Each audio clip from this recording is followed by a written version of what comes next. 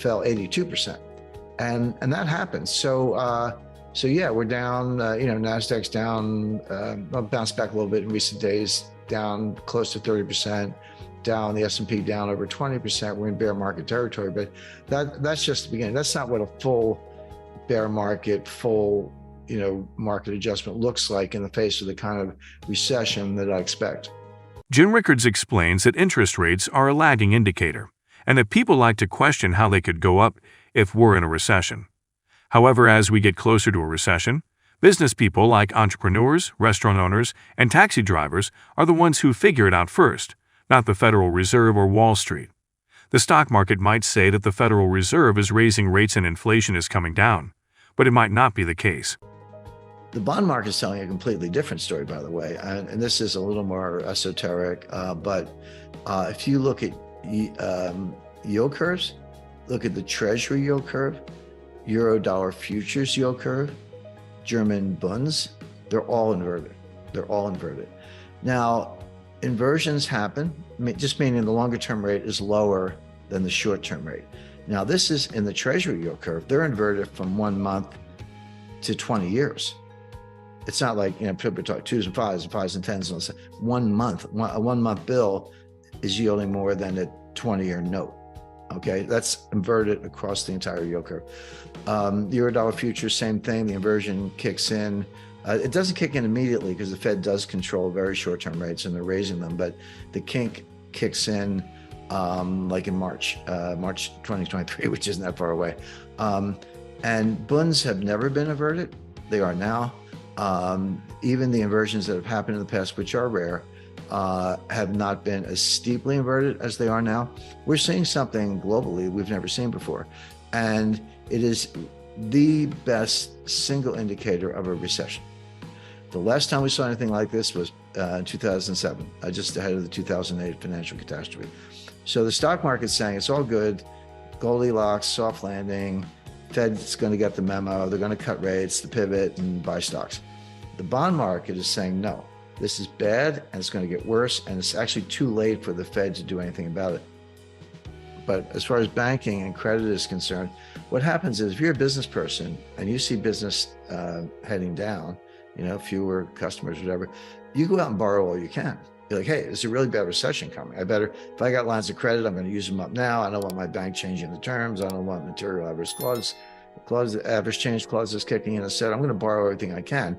And that creates a demand for funds and interest rates go up. And then the recession hits and the bankers go, what's going on? Credit losses start going up. And then they just turn off the spigots and they raise standards. They stop doing loans. And then interest rates will start to come down. But interest rates peak after the recession has already begun. So interest rates may not have peaked yet. Even the Treasury market. So that's not unusual. Jim Rickards believes that we are in a triple greatest bubble of all time that includes real estate, stocks, and other asset classes. The bond market is telling a completely different story and indicating that we might be headed for a recession. This is the best single indicator of a recession, and the last time we saw anything like this was 2007. Just ahead of the 2008 financial catastrophe. The stock market believes that it's a Goldilocks soft landing, but the bond market is saying that it's going to get worse, and it's actually too late for the Fed to do anything about it. So stock market's telling us Goldilocks, bond market's telling us, here comes, Hurricane Mitch or whatever. And then there's what I call the reality. The standard definition of a recession is 2 consecutive quarters of declining GDP. There are a few more bells and whistles having to do with unemployment and a few other things, but that's the rule of thumb. So based on that, and based on the best available estimate for a second quarter, likely to be accurate, we're in a recession today. Now, it's not severe, but that's like saying I'm in bed with pneumonia, but I'm not dying. Well, okay, but we're in a recession right now. The Fed's doing what they're doing, right or wrong. Okay, they're doing what they're doing. The market has their own interpretation. I agree with the market, certainly the bond market, that the Fed has probably over-tightened. That means they're going to make it worse. They're going to make the recession even worse. In other words, if the Fed cuts rates, which they may, the pivot may be real, it's not because they engineered a soft landing and Goldilocks and everything. Oh, that's just right. It's because they screwed up as usual, as they've been doing since 1913. And we've seen this movie before. This is exactly what happened in 2018. I mean, the Fed was tightening into that collapse. The Fed tightened on December 16th, 2018, only like 8 days before the Christmas Eve massacre. And after most of the 20% collapse had already happened, they tightened one last time. So what it shows you is that when the Fed's on a mission, they actually don't care about the stock market, this whole, Bernanke put and Greenspan put and all that. That's not how it works. They don't care that much about the stock market level. Here's what they do care about. They care about disorderly markets. What do you think about this video? Comment down below. Don't forget to like and subscribe. This is Nifty Invest. We'll see you in the next video.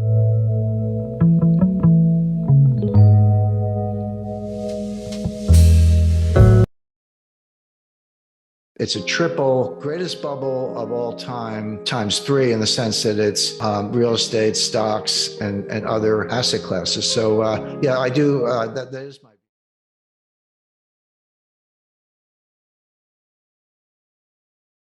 If you're Argentine and you borrow in dollars and you print pesos, how are you going to pay the dollars back unless you have, huge trade surpluses, which they don't. So they just default. Argentina is a serial defaulter and everyone expects that. If you borrow in dollars and you print dollars, which the United States does, they're like, what's the problem? Just print the dollars and pay the money back. Well, that's true. If you print dollars, there's no reason to default on dollar debt because you actually can print the money and buy the bonds. But it doesn't mean nothing else bad happens. What about inflation or hyperinflation? What about a foreign exchange rate? The exchange rate can collapse.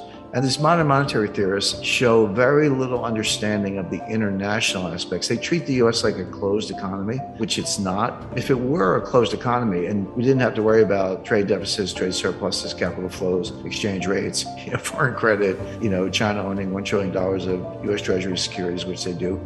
If you didn't have to worry about any of that, I think they'd probably still be wrong, but they'd have a better case. But you do. She says, well, we don't really need a bond market, US bond market. We only have a bond market as a favor to investors because it gives them a place to put their money. They say when inflation happens, raise taxes. By the way, they also say you don't need a tax system because if you can just print the money, why do you have to collect taxes? And their answer is, we collect taxes to redistribute income.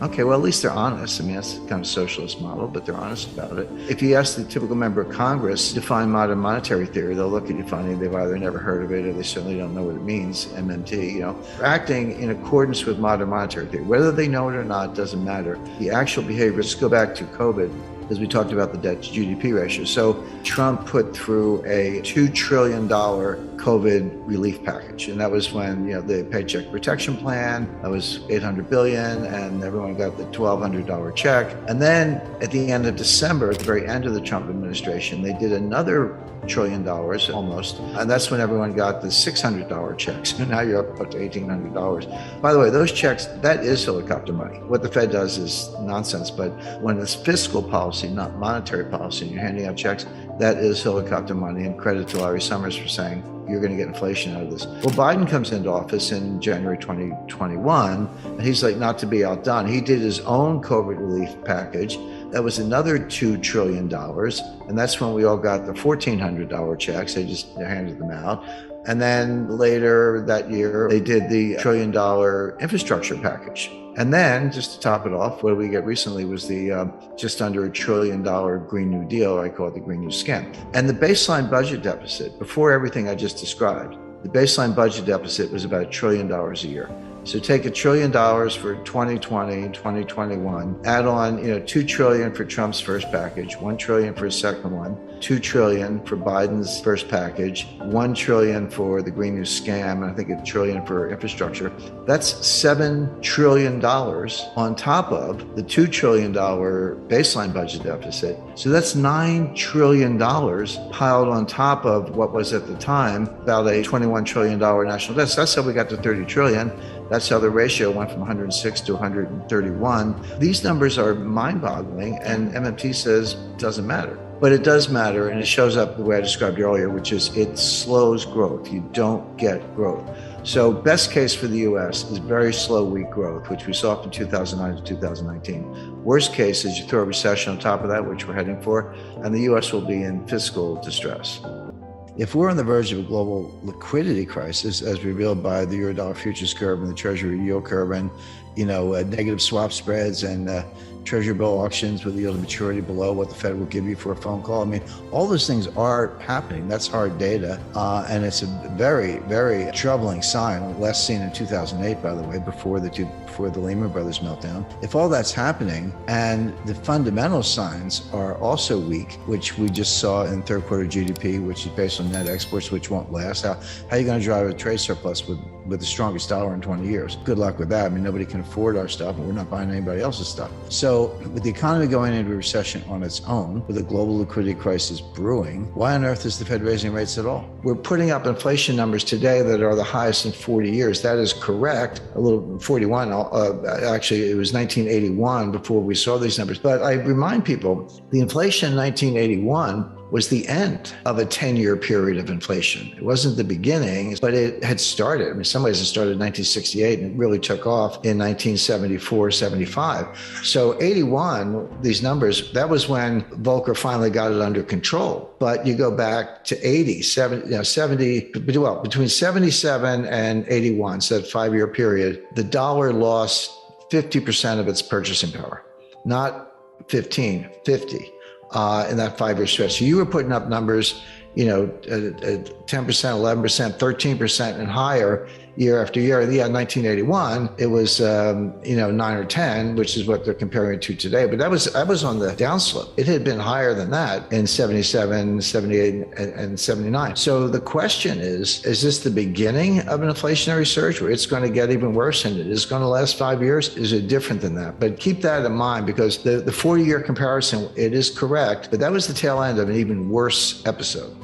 Third quarter was a lot stronger, 2.6%. But when you dissect that, what you see is that was almost 100% driven by net exports. When was the last time the United States had positive GDP driven by net exports?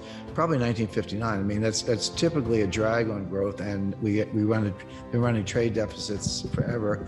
That meant that people were still buying U.S. goods, but we were not buying as much from other people. That's indicative of a slowdown. Consumption was weak, private investment was weak, inventories were weak. Those are the real drivers of the economy, and they were all weak. So, okay, net exports, that's not sustainable. So I would look for a recession, a more severe recession to begin in the fourth quarter. That's one, combined with Fed tightening, interest rate hikes, balance sheet reductions, et cetera. That's one whole vector, and I wouldn't put any weight on a low unemployment rate. It ignores labor force participation rate, which is awful. It's down around 62% versus 70% in the year 2000. But beyond that, unemployment is a lagging indicator. Unemployment goes up after a recession begins. Employers are very reluctant to lay off employees. You got to pay severance. It's expensive to recruit and hire them back and train them. So you pretty much wait until the recession has already started, and you can, all right, I got to lay some people off. So it's not a leading indicator, it's a lagging indicator. So the Fed is behind the curve. There's a brewing global liquidity crisis, a global financial crisis that's different from a recession. It's financial panics and recessions are two different things. They can come separately. In 1998, we had a financial panic, but there was no recession. In 1990, we had a recession, but there was no financial panic. In 2008, we had both. They can come together. It looks like they might be coming together again. This is revealed in inverted yield curves. Major dealers are bidding at auction for treasury bills. Jeremy Grantham actually did do a 100-year time series and looked at bubbles all over the world, 1929 US, 1989 Japan, 2000 dot-com stocks, and many others. And he said he's never seen anything like it. It's a triple greatest bubble of all time times 3, in the sense that it's real estate, stocks, and other asset classes. So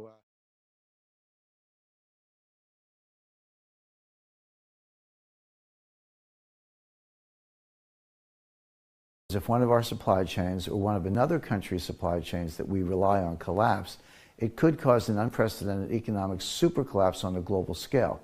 And that's how we could end up with this $85 trillion economic super collapse I'm predicting. $85 trillion being the value of the global economy.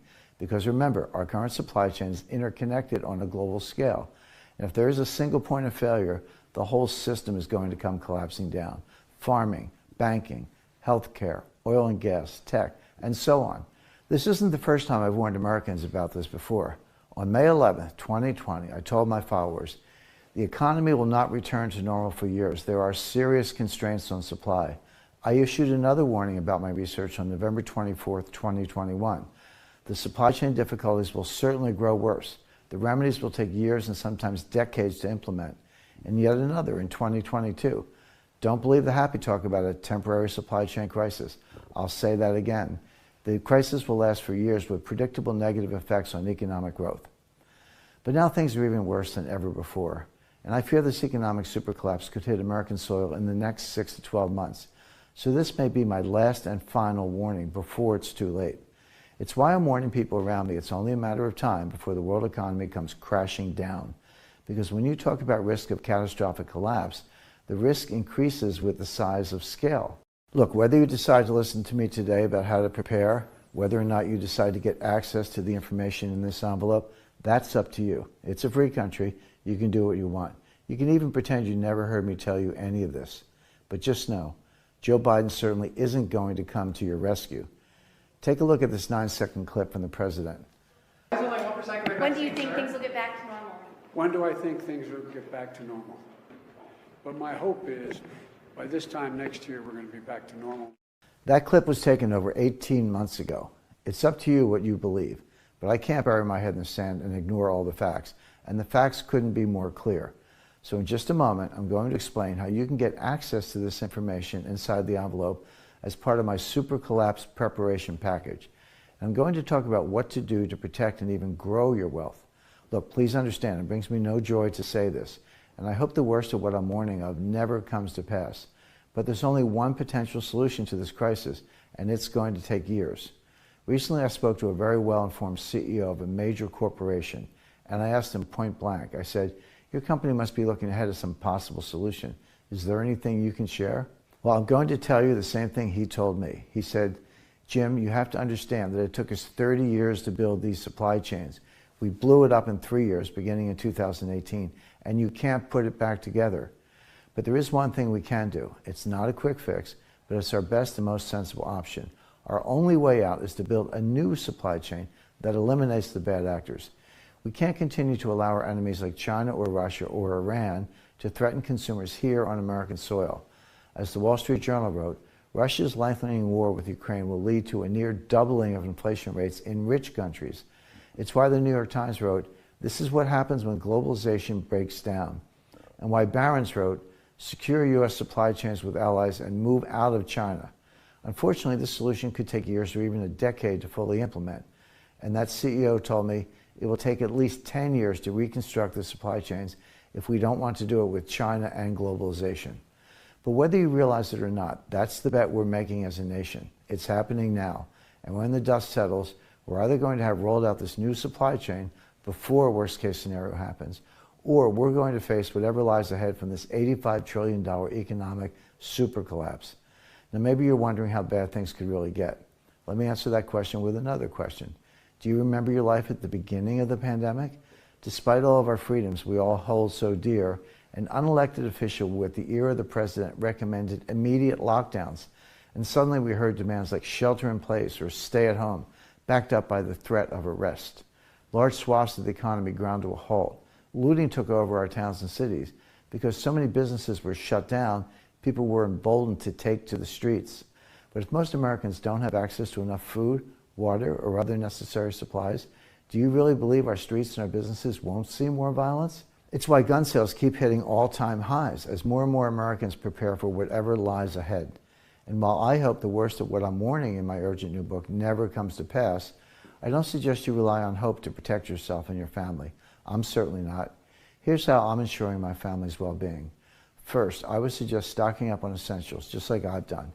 I have a fully finished area in the basement of one of my properties, the address of which I keep totally private. It provides me with a warehousing area for months' worth of canned foods and other non-perishable provisions. That's important. Don't stop with a 3-day supply like the CDC recommends. Make sure you have enough water, basic food, and toiletries to last at least 3 months.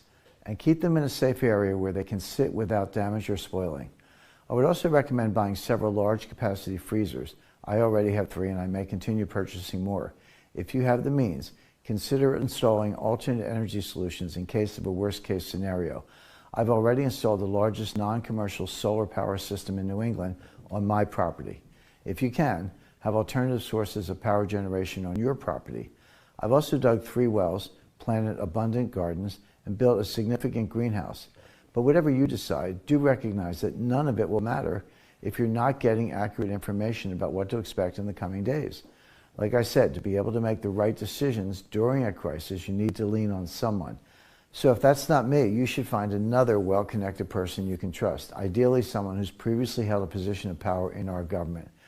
But if you want to learn what's inside this envelope and see what I know, right now is your chance. See, I've gone ahead and published this information I'm holding here in this envelope inside my newest book. It has brand new proof of the unfolding situation and inside level details on how it will play out. Urgent Preparation Report number 1. Buy this asset after securing your family's food and energy. As the economy collapses and the shelves are bare, the government will respond by printing even more money. When it does, the value of the dollar will be destroyed through inflation. But 5,000 years of history proves that one item, gold, outlasts every other currency as a form of money. And I believe that economic collapse occurring right now will send gold skyrocketing over the next 6 months. That's why I'll send you my urgent report called The Perfect Physical Gold Portfolio. Everything you need to know about buying the right kind of physical gold as part of my Super Collapse preparation package. You'll find everything you need to know about investing in gold before the price blasts through the ceiling, including, is gold safe to invest in? How much should I invest in precious metals? What metals should I buy and what should I avoid? What are the best places to buy gold and other precious metals? What are the safest ways to store gold to avoid theft or government confiscation? And much more. Plus, I'll also send you Urgent Preparation Report number 2, my Biden Bucks Protection Plan. I haven't mentioned it yet, but during my research, I came across a troubling executive order that President Biden just signed. See, every time there's an economic crisis, the government responds with massive new programs to try and control the economy and its citizens. In 2008, it was bailouts of big banks and new government agencies to regulate the financial industry. This time, it will be much worse. I've uncovered a plan for U.S. government cryptocurrency I call Biden Bucks that I believe the government will unveil during this economic collapse to control your money and manage the societal fallout. By the time this program is announced, it will be nearly impossible for everyday Americans like you to protect their wealth and keep their privacy, which is why I've created another urgent report to get you prepared ahead of time. Inside this new report, you'll get step-by-step details on what these Biden Bucks are, why they'll be used during this collapse, and how to outsmart this sinister program by creating, 1, an off-the-grid fortune, secure $1.1 million in wealth inside a soda can safe. 2, saving your freedoms, have liquidity and spendable wealth without using Biden Bucks. And 3, growing your personal wealth. You'll get possible investment upside as events unfold. And 4, ensuring you maintain your wealth regardless of external conditions. Building your own off-the-grid portfolio now will protect you from the government surveillance state coming during the economic supercollapse. Biden Bucks testing is underway. The digital dollar could be rolled out soon. Before it's too late, make sure to protect yourself and your retirement savings. You'll find everything you need in this urgent report as part of my Super Collapse preparation package. But that's not all, because you'll also get Urgent Preparation Report number 3. Secure this secret off-the-grid asset. You see, I've learned of another little appreciated asset that's a liquid form of wealth. It can't be tracked or traced. It's completely legal and easy to find if you know where to look. Over time, its value has steadily grown, but very few people know anything about its investment potential. You're about to be one of the few. I believe you must include this secret asset in any off-the-grid portfolio.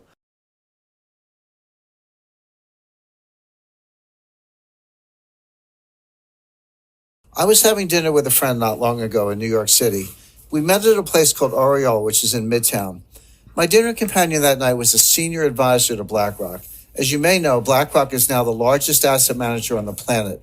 It directly manages $5 trillion in assets, and it oversees another $11 trillion through its Aladdin platform. That means one firm controls more money than the GDPs of China, Russia, and Japan combined.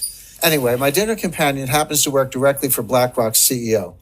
As we nursed our white wine and the evening wore on, she let something slip. If I remember her words, she said something like, "They want to tell us we can't sell." What was she talking about? Who was she talking about? I placed a few calls, first to my contacts in Washington, then to a few people on Wall Street. Soon I was on a plane for a series of meetings to London, to Geneva, back to New York, then down to South America. As I began connecting the dots, a pattern emerged. It revealed a network of more than 189 individuals positioned inside the world's major financial institutions. Some of them hold senior positions inside the IMF, World Bank, and every central bank in the G20, including our own Federal Reserve.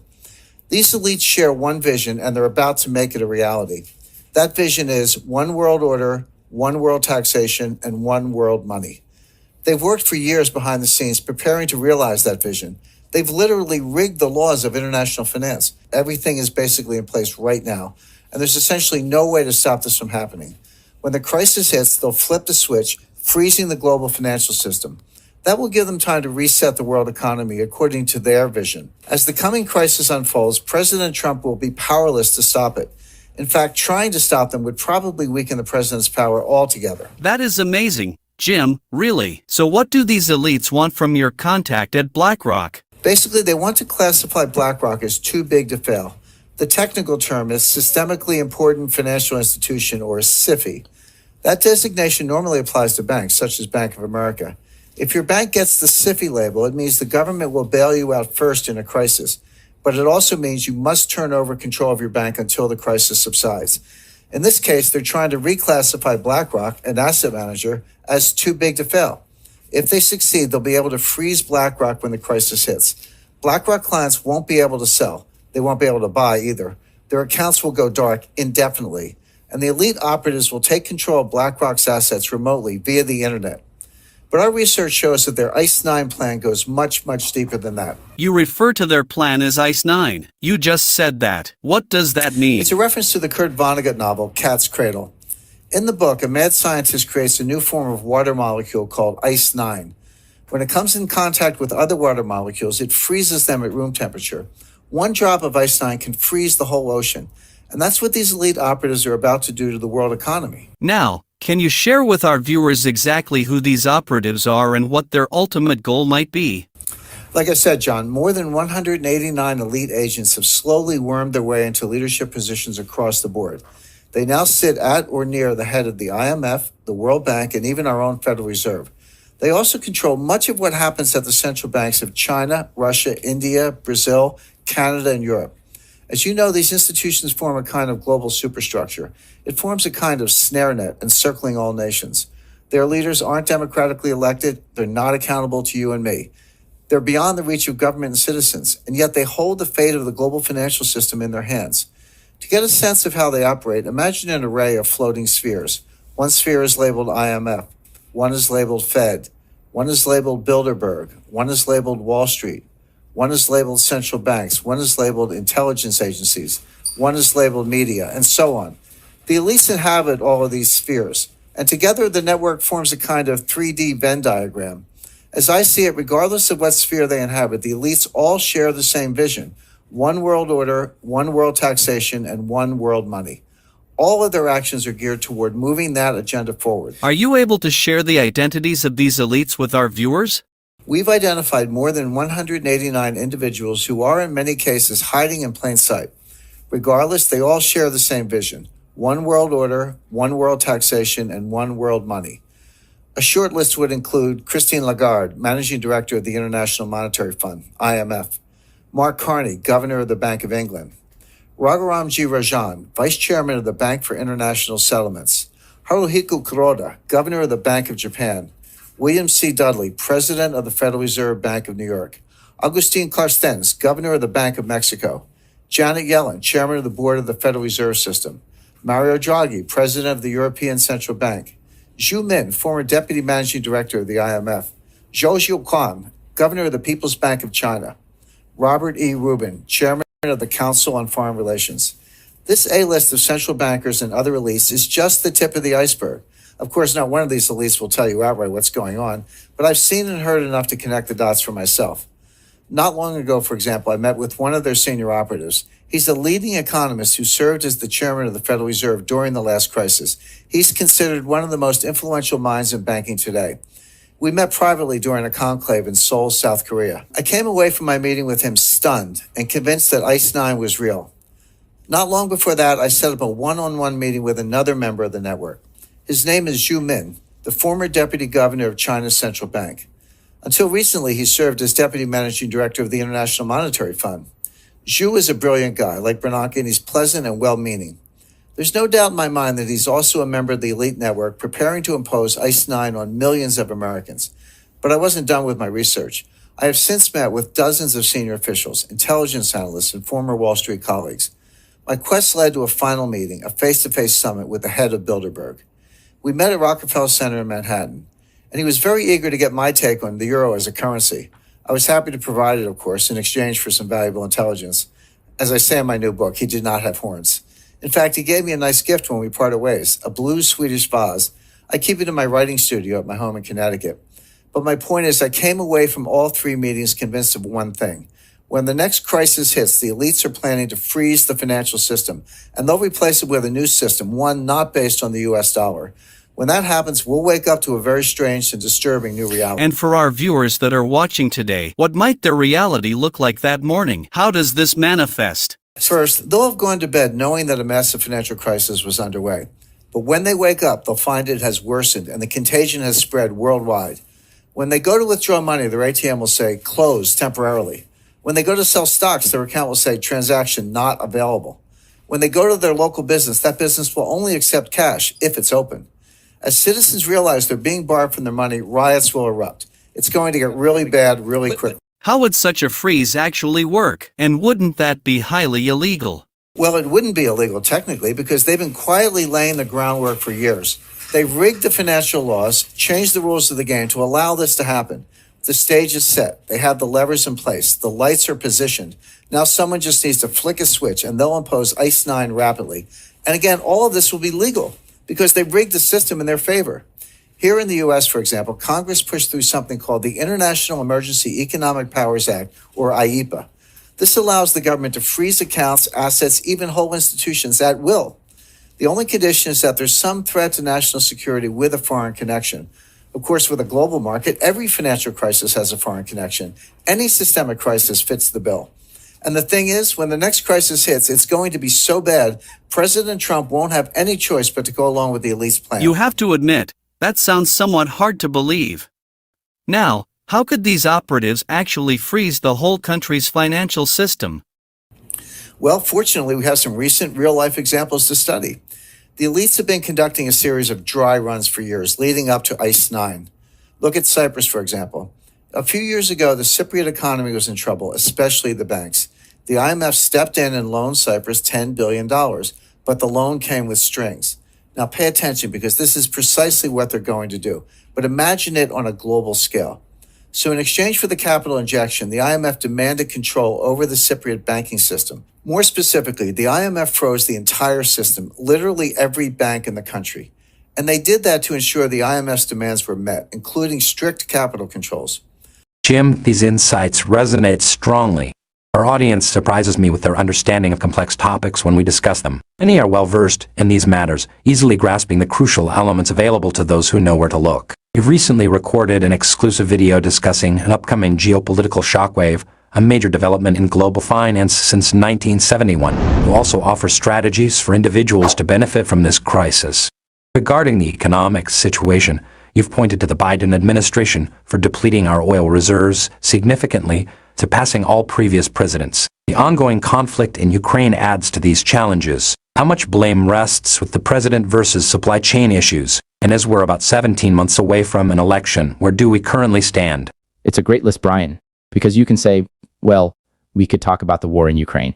Yeah, we could talk about monetary policy. We just kind of did go through some of the recession indicators. We can talk about the election. But they're all connected.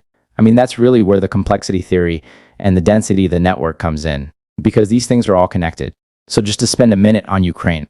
By the way, I just last week I do this annually, so it's been 8 years in a row. Conducted a seminar on financial warfare at the U.S. Army War College in Carlisle, Pennsylvania. And it is at the Army War College, but there are people there from all branches. It's a very elite group, handpicked about 12 students, mid-career officers. So they're kind of late 30s, early 40s, lieutenant colonels. And from all branches like at Marines, Army, Navy, Air Force, Marines, and a few civilians, State Department and CIA, NSA, intelligence community. But it's a fun group. 1,000, 213. I look at the resume.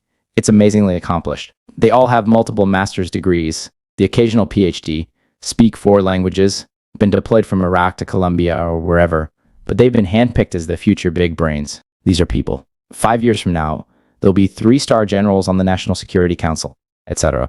It's a fun class, and my topic is financial warfare, which is kind of like finance and warfare, which is what we're mashing up right now.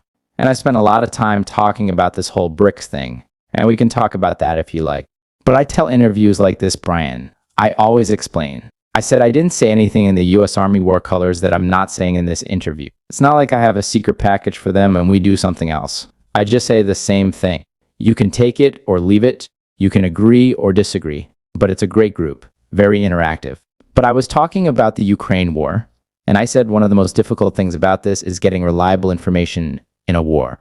Everybody lies. So the US lies. If you ask me what has surprised me about the war, the conduct of the war, the development, hasn't really been a surprise. Russia was always going to win. Just question how long. It's tragic. But I'm surprised at how many warmongers there are in the know. They're mushy. Germany's between a rock and hard place. Hungary is actually against the no. Again, a little. Sorry. The US has the warmongers, I know that. But starting with Boris Johnson and going to Rishi Sunak, I mean, they're more bloodthirsty than the Americans, and they're the ones providing the Challenger tanks, etc. I don't quite get it. I think all these Chamberlain, Churchill, Hitler metaphors fall down. I mean, I know history. I know what Chamberlain did. And I know Winston Churchill was one of the great heroes of the 20th century. But I don't see that parallel. Are they doing it to try to get a better trade deal with the US? Is it that simple or no? Well, it disappoints me to see the UK act as kind of lackeys of the... It's sad to know it's not the heyday of the British Empire, but it's one of the largest economies in the world. Major financial center, nuclear power. I mean, it's not like it's a tertiary power, but I see what's going on. But I have to say I don't understand it. I don't see why the UK can't go their own way a little bit. But they are, so they're not. But not to get too immersed in the positive. You can pretty much lay the entire Ukrainian tragedy at Biden's feet because Ukraine would not. Russia would not have invaded Ukraine in February of 2022 if they hadn't been provoked for 14 years. I mean, going back to 2008. So what happened in 2008? George W. Bush stands up at a NATO summit and says Georgia and Ukraine should join NATO. He just said that. 3 months later, Putin invades Georgia. That's right. 2008 Olympics. So Bush says Georgia and Ukraine should join NATO. Putin almost immediately invades Georgia and takes the place over. It's like, were you not paying attention? Did you not get the message? And we had the global financial crisis and a lot else. So fast forward to 2014. What happens? They have an election in Ukraine. A pro-Russia, pro-Putin president wins. You can debate election. How high quality was the election?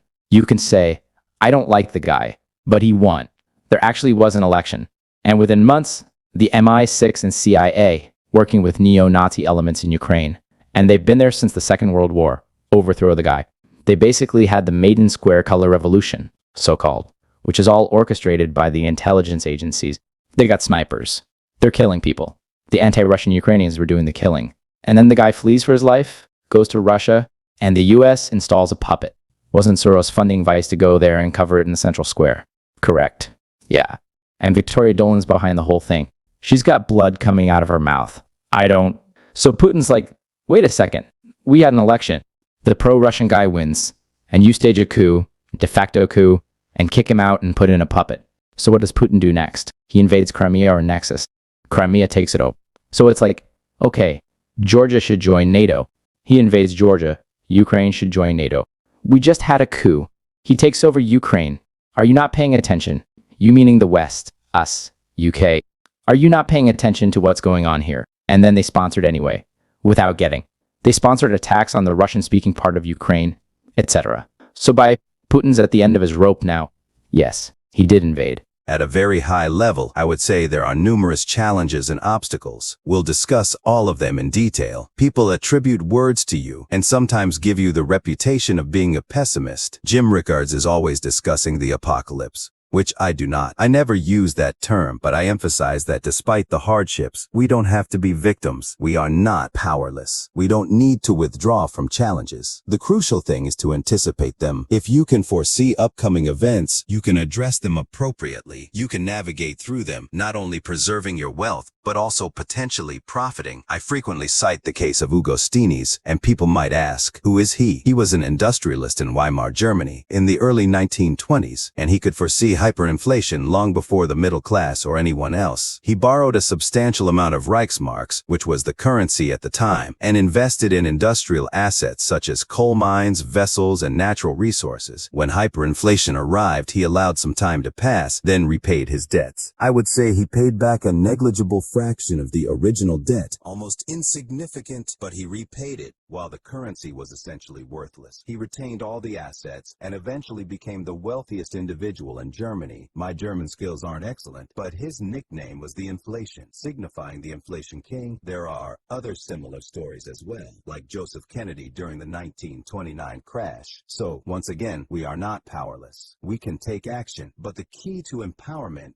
as I often stress, is anticipation. This is where thorough analysis plays a crucial role. You might wonder, am I more intelligent than others? Of course not. Many brilliant minds exist, but people often rely on flawed models. There's a lot of behavioral psychology behind it, such as confirmation bias and the belief that the future will resemble the past, which is often not the case. So, if you adhere to those models, you'll likely achieve poor results. It's difficult to think of an institution with a worse track record in forecasting than the Federal Reserve. The U.S. Federal Reserve, and perhaps the IMF is an exception, both have notably poor records. You could almost take the Fed's forecasts, do the opposite, and do just fine. There's more to it, but they tend to adhere to these flawed models. However, if you comprehend how the economy genuinely functions, understanding that it's a complex dynamic system, my approach is to apply complexity theory. Complexity theory has been around for quite some time, dating back to the Big Bang, the ultimate complex dynamic paradigm shift or phase transition that occurred around 13 billion years ago. However, the mathematical understanding of complexity theory emerged in the early 1960s. It has found successful applications in physics and other fields. I simply transferred it to capital markets, recognizing that capital markets are among the most complex dynamic systems, and adding human behavior to the mix further increases the complexity. These models work brilliantly when you have the right ones, but convincing others to understand and employ them can be challenging. Once again, the point is that with the right models, which should include behavioral psychology, a significant dose of history, complexity theory, and other branches of applied mathematics, you can achieve exceptional results. On the other hand, sticking with models like the Phillips curve and the non-accelerating inflation unemployment rate, as the Fed does, is likely to lead to errors. Does the future have some degree of resemblance to the past? Not always. In fact, it may occur less frequently now than ever before. Additionally, these models assume that prices change continuously. Prices fluctuate, of course, but markets don't always move smoothly. When they do, it often happens when you're not paying attention. When you are, they experience sudden gaps, either up or down. You might blink, and the market is at an entirely different level, having been revalued. Even though you can still enter or exit, you may have gained or lost a substantial amount of money in the blink of an eye. Considering these characteristics, and this is how I began to deconstruct the conventional wisdom, I realized that markets are not efficient, which is a flawed notion. They don't move continuously and gradually. They gap. If you're unprepared for this, you'll miss opportunities. Nothing in this context is entirely risk-free, so I started there. I began identifying the factors that, in my view, were inaccurately applied. You might ask, what resembles these characteristics? The answer is a complex dynamic system, the kind that generates hurricanes, tornadoes, lightning strikes, power outages, earthquakes, and tsunamis. All these phenomena result from complex dynamic systems. An earthquake doesn't sneak up on you. The ground suddenly shifts beneath you. Similarly, in financial markets, sudden and significant shifts occur. Therefore, I started to consider this as a more accurate model. Of course it is. Everything continually evolves. Another intellectual tool I use, which involves applied mathematics, is Bayes' theorem. Without delving into excessive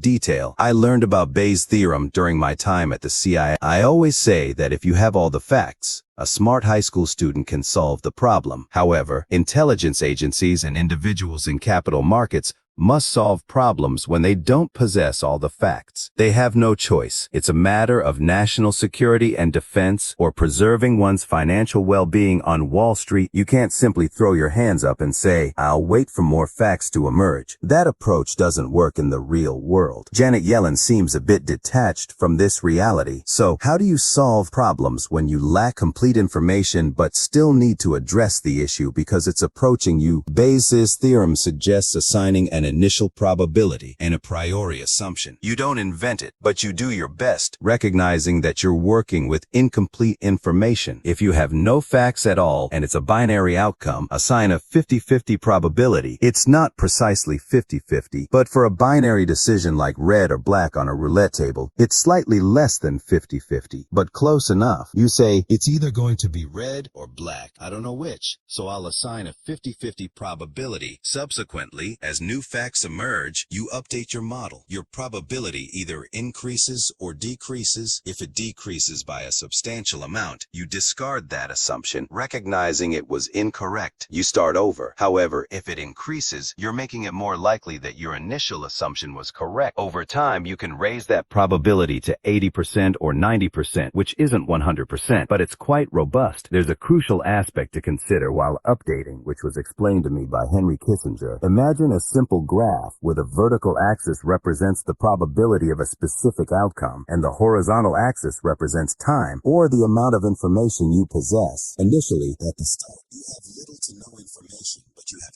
ample time and flexibility. However, as you progress along the timeline, your information increases, which is a positive development, but you have less time and flexibility. Your probability curve rises while your time curve descends. When you reach the opposite end, you have perfect information, but it's too late to act. The opportunity has passed, or the crisis has unfolded. So, the goal is to find the sweet spot in the middle, which I refer to as the Kissinger cross. In this zone, you have sufficient information to make informed decisions and enough time to act deliberately. You seek this sweet spot, and with a touch of humility, it becomes a powerful tool. In the CIA, you never have enough information. You're always striving to gather more, yet you must make assumptions and forecasts because you can't afford to wait for 10 9/11 events to have a substantial statistical basis. You're dealing with the one event you have, and your aim is to prevent the next one. Jim Rickards discusses the power of narratives in shaping economic behavior.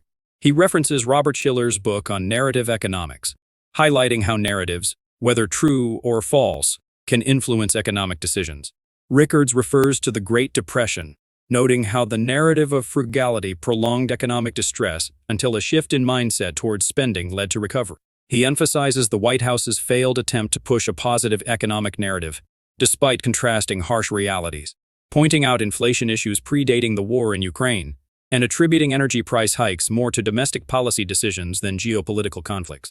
People hear the government say the economy is fine or unemployment is near an all-time low, which is actually, statistically, is true. They kind of nod and go, yeah, it's all good. And then reality is the stuff that hits you in the head, like a 2x4. You know, the propaganda is positive. We could talk about that a little more detail. The reality is harsh, and reality wins. And there's a very good book on this by Robert Shiller, Nobel Prize-winning economist at Yale University. Not a huge fan of your garden variety PhD economists, but there are some good ones out there, and he's one of them. He wrote a book about, 2 years ago, maybe a little bit less, called Narrative Economics. He said, yeah, we got all the models in Phillips curve and wealth effect and various quantity theory of money, and some have a place, some are more valuable than others. But don't underestimate the power of a narrative. A narrative is a story. It's a fancy name for a story, but a story that persists, that grows. And interestingly, in epidemiology, of course, we've just come through a pandemic. There's a model called the SIRE model that stands for susceptible. Are you susceptible to a virus? E for exposed. Are you exposed to it? I, are you infected? Did you get it? And R, did you recover? The difference between I and R are people who died. But it's a model when it's mathematically based and it's empirically validated of how viruses spread exponentially. And you can also use it to forecast how a virus is going to go. Well, what Shiller did, he took that model, moved it over to economics, and took a narrative kind of like a virus, not in a negative sense, just something that spreads. And it can be very powerful. and then eventually it may die out or reverse, but it can be powerful in the meantime. That much I knew. But what I learned from the book that I hadn't really thought about is that narratives don't have to be true. They can be true, and they can be very powerful. But a narrative can be false and still be powerful. If it's the self-fulfilling prophecy, if enough people believe it, it sort of becomes the reality to some extent, even if it's based on false premises. He gives an example during the Great Depression. The Great Depression really was 2 technical recessions. But there was a period from 1929 to 1933, election of Franklin Don and the Roosevelt. And then there was another period from 1933 to 1937. The 37 and 1940 part we leave aside for this purpose. But during the first part of the Great Depression, unemployment was high, output was dropping, trade was dropping. It was a very, very bad time, no doubt about it. But not everybody was out of work. Not everybody was poor. There were a lot of people with a lot of money at the time, but it was felt that being ostentatious was poor form. It's like, okay, I'm lucky I have a job, I've got some money, but I'm not going to buy a new car, buy a big house, or flash it around or whatever, because it's really not considerate of all the people who actually have fallen on hard times. Well, that was the narrative. But it's the worst possible economic advice because it's precisely the fact that people with the money should keep spending. That kind of can boost the economy out of a depression. So by people saying, well, even though I have the money, I'm not going to spend it because it's poor form, we're actually prolonging the Great Depression.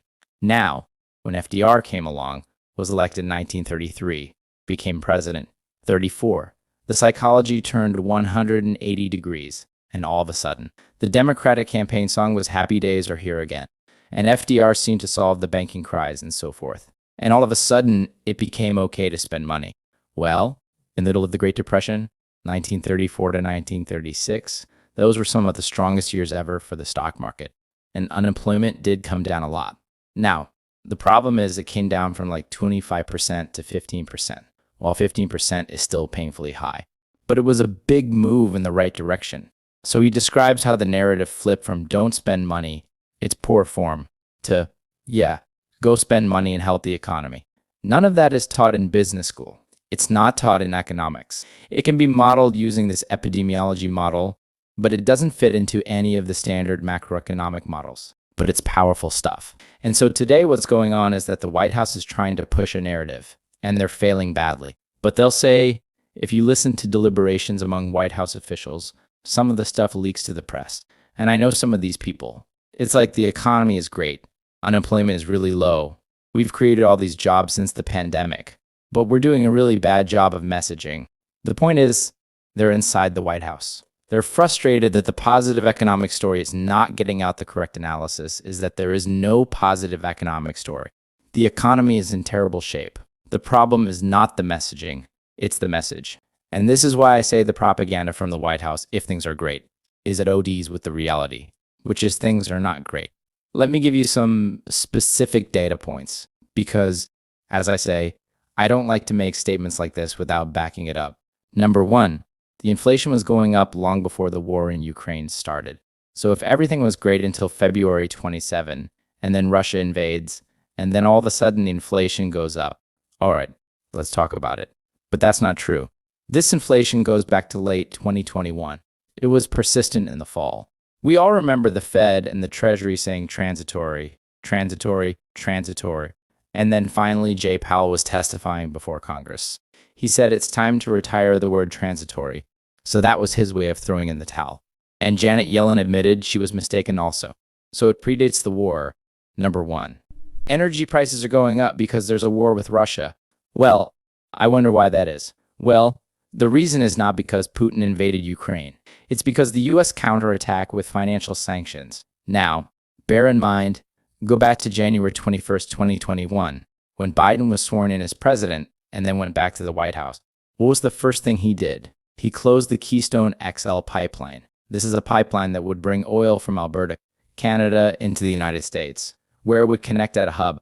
I believe it's in Kansas, but somewhere in the central United States. Then the hub distributes it to the entire country. So he shut down that pipeline, which curtailed the supply of oil from Canada, then ended new leasing, oil and gas exploration, leasing on federal lands. Handicapped. The fracking industry took a number of other steps using environmental tools, climate alarm, government subsidies, etc., to the extent possible. Shut down the US energy industry as much as possible. Now, you can't shut down completely, of course, but everything happens at the margin. And then we end up with oil prices doubling or tripling, really from $40 to $120 in under a year, which is comparable to what happened in 1973 with the Arab oil embargo. And then Biden wakes up and says, guess we need more oil. And so he wants to reopen leasing. I said they shut down. They did, but he wants to reopen it. He's begging Saudi Arabia to pump more. Saudi Arabia is kind of not returning his phone calls. He's begging Venezuela to pump more. Oh, great. The greatest pariah dictator in the Western Hemisphere, and we're begging him for oil. Say, why don't we drill our own oil? Because we were a net exporter up until 2021. And then Biden came in and we lost that edge and became a net importer, including recently buying oil from Russia. They curtailed that for political reasons, but that's kind of where we got to. So you wonder why the price of energy is going up. In other words, this damage was self-inflicted. But don't be misled by the headlines, because they're, again, this narrative. I think I can keep this brief in the sense that a lot of what's going to affect the stock market is the geopolitical situation. So we talked about that in depth. But if you're just buying the S&P 500 index from Vanguard or Fidelity, and it's been going up. And it has been going up. There's no question about that. And you're like, I'll just sit there and watch it go up. Be careful. We've been warning about a stock market decline for a long time. It's happening. I mean, by the way, the NASDAQ people forget this because Wall Street is out to sell your stocks. And CNBC says up. The NASDAQ peaked in November 2021. Go look at a 3-year chart and say what was the all-time high of NASDAQ. It was November 2021, and it's been down ever since. Now, it went down and came back, and it's going down again.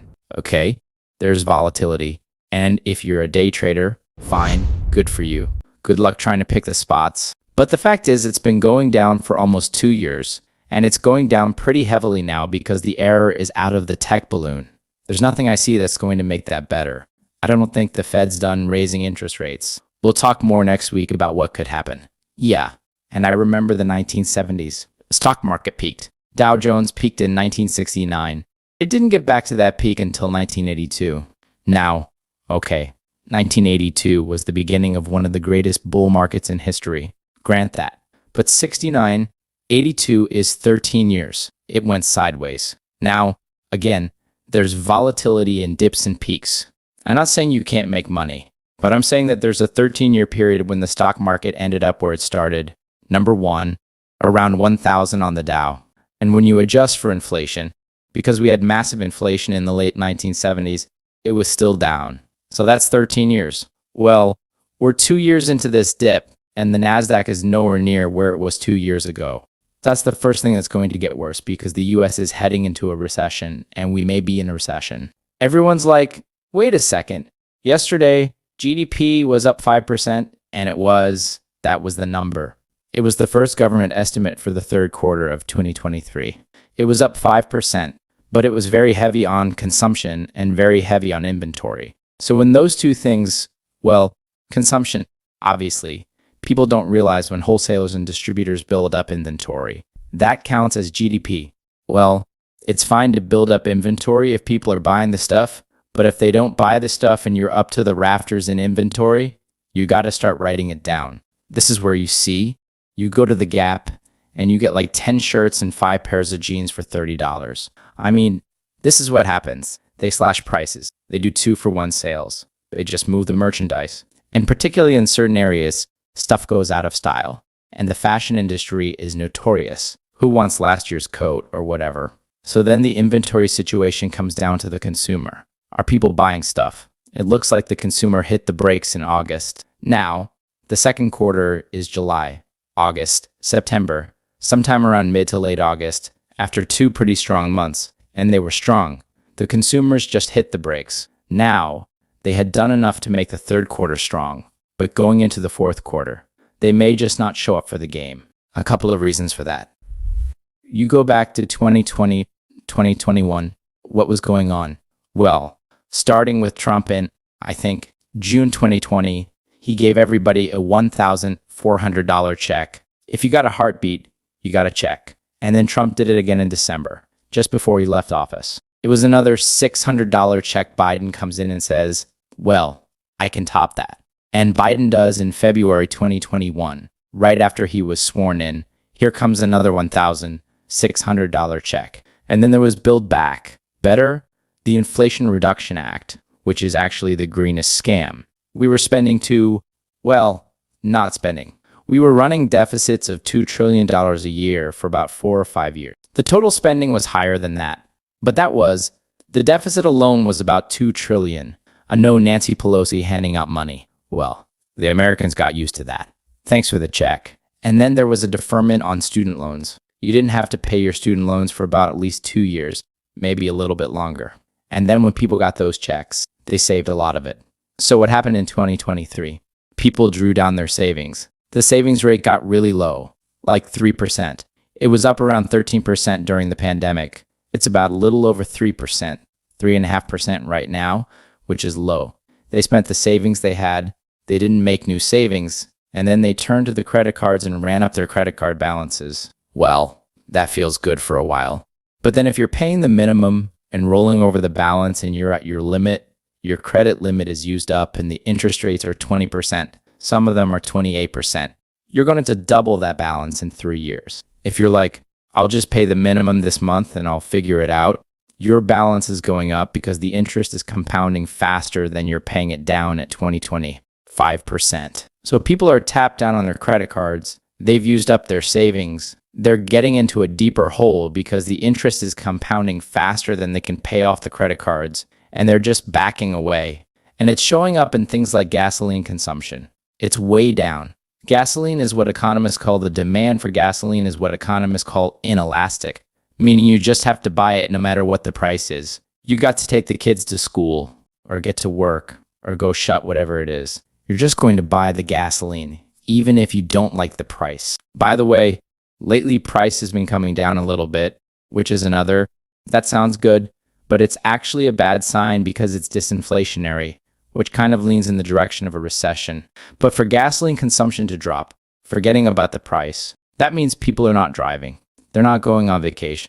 They're not doing road trips. They're not driving any more than they have to. There are a lot of other signs. We don't have time to get into all the technicals with negative swap spreads and inverted yield curves and all the rest. But it does look like the consumer slammed on the brakes around late August, early September. The fourth quarter could be a disaster. The stock market is starting to wake up to that fact. So I would say it's a pretty simple recommendation, Matt. Reduce your expenses. Yeah, that's a pretty good summary. I started my career as a lawyer in the late 70s, but before I went to law school, I got a graduate degree in international economics. So I have that, that macroeconomic background, if you will, even before law. And then after getting out of law school, I started my career as international tax counsel for Citibank. So that's about as broad a platform as you can have. And then along the way, switched into securities and derivatives law, worked for an investment bank, major dealer in U.S. government securities. That gave me a pretty good background in federal finance. And then switched to the hedge fund world and was there from start to finish at long-term capital management. Made a few headlines in 1998, and I was the principal negotiator of that rescue by, people say I was rescued by the Federal Reserve. That's not exactly right. The Federal Reserve did convene a meeting of the banks to organize the rescue, but said to the banks, you have to do this. They were sitting in the boardroom at the Fed, kind of hard to say no, but they adjourned over to Merrill Lynch's boardroom a few blocks away on Liberty Street, and we took it from there. And it was one of those deals, 5 days, no sleep, nobody's shaving. At first the jackets come off, then the ties come off, then the shirts are unbuttoned, and everyone's got a beard. Nobody slept, but we got it done, brought it in for a soft landing. After that, I ran an electronic stock exchange for a while, but was tapped by the CIA to help them with counter-terrorist finance after 9/11 and worked for them for 10 years. That's what we did. We invented a new branch of intelligence called MarkInt for market intelligence, basically getting actionable intelligence from capital markets information, which had never been done before. There's the INT stands for intelligence. So HUMINT is human intelligence. SIGINT is signals intelligence. we invented market or market intelligence. That took on a life of its own, and then, but along the way, was just got literally a cold call from a top literary agent. She heard an interview I did on NPR's Planet Money. She's an NPR fan, and introduced herself and said, "How would you like to write a book?" And so I said, "I hadn't really thought about it, but let's talk." And we had lunch, hit it off, and then that led to book projects, and now 7 books, and 10 years later, here we are. So either you can either say I had an eclectic career, or I didn't what I wanted to be when I grew up, but I've done a little bit of everything from banking, capital markets, hedge funds, national security, intelligence, work with the Defense Department, and written a bunch of books. Well, it's great to have you here. The first book, which came out 2011, was Currency Wars: The Making of the Next Global Crisis. And you certainly touch on a lot of currency dynamics, which are certainly prescient to what's going on today in the latest book, The New Great Depression here. When did you start writing this book? It's just come out in the past week, but it just seems so relevant and timely. I mean, you must have had some pretty fast turnaround on this thing, right? We did. I got the call from my agent, my publisher, late April, and of course, then we were in the thick of the first wave of infections and fatalities, sadly, and quarantine and lockdown and all that. And the stock market had just dropped 30%, over 30% from February 24th to March 23rd. And so they said, we really want to book on this. It's really important. There's going to be huge interest in this. And can we do this? And I said, sure. And our original target date was July 15th. We were trying to come out on July 15th. And that's what we worked towards. So I said, so basically, given the target length and the outline, I was going to write it in about 40 days, 45 days. If you do 2,000 words a day, you can get there, but that's a lot of writing. So I said to my wife, well, there's good news, bad news. The bad news is for the next 30 days, I'm going to be the most antisocial person you ever met. The good news is we'll have a book behind us and we'll get that done. And that's pretty much what we did. I worked really hard straight through and kind of writing in the morning and reading at night, and almost like researching, doing the research at night, and then waking up the next morning and writing up the research and other observations. And it was all happening very quickly. I mean, obviously the disease was expanding, the economy was collapsing, but the amount of academic literature on the subject was, we're getting 10 papers a day coming from all over the place, and that was good, but it was an enormous amount. But when I first discussed it with my publisher, they said, well, Jim, we think you're great on the economy and capital markets and central banking, and all that's really important, and that's what we want you to write about. But keep away from the epidemiology and the immunology, because you're not a scientist, you're not a doctor. And I said, hold on, that's like asking someone to write about property damage in New Orleans in 2005 and not mention Hurricane Katrina. I said, you can't do that. You obviously, the pandemic is the catalyst or the cause of the depression, and you can't understand one without understanding the other. So I said, I'm going to do both. I teased her a little bit. I said, well, I do have 2 degrees from Johns Hopkins, so I'm not intimidated by natural science. I'm not a doctor, of course, but I'm comfortable in the field. And when I approached it, when I started doing the research, so by the way, Alex, this is the first book that deals with both the pandemic and what I call the new Great Depression or the economy. There will be lots of books written on the pandemic. Doctors have already written some. They're out there. There'll be books written on the economic crash and what's going on. Although it's a funny thing, economists actually don't write that many books. There are some, other than textbooks. Textbooks can be huge moneymakers, kind of boring, but there are a few economists who write books. Paul Krugman does, and Barry Eichengreen, and a few others. But generally, economists prefer to write papers, journal articles, monographs, and things, because they're usually wrong and they're changing it. So you write a paper and you're wrong, well, just write another paper. Writing a book, you go out on a limb a little bit, because if it's going to have any kind of shelf life, you have to lean forward and do a little forecasting. And I have ways of doing that are better than what Wall Street and Washington do. But you're still you're out on the limb a little bit. But I'm comfortable, and I've done that before. But on the medical side of it, I read over 100 peer-reviewed journal articles. Obviously, top publications like The Lancet and the New England Journal of Medicine and others, but others that were top tier, maybe less well known, more specialized. But these papers were coming out left and right, and other evidence was coming out. And when I started doing the research, I said, well, this is going to be straightforward. There's a bunch of conspiracy theories and fringe theories and just wacky, speculation over here. And there's a lot of good science by reputable clinicians and PhDs over here, and just kind of discard this and focus on this. And that's what I did. But what I discovered, it was easy to discard the junk. But when I got into what I'll call real science, I discovered quickly that the scientists don't agree with each other.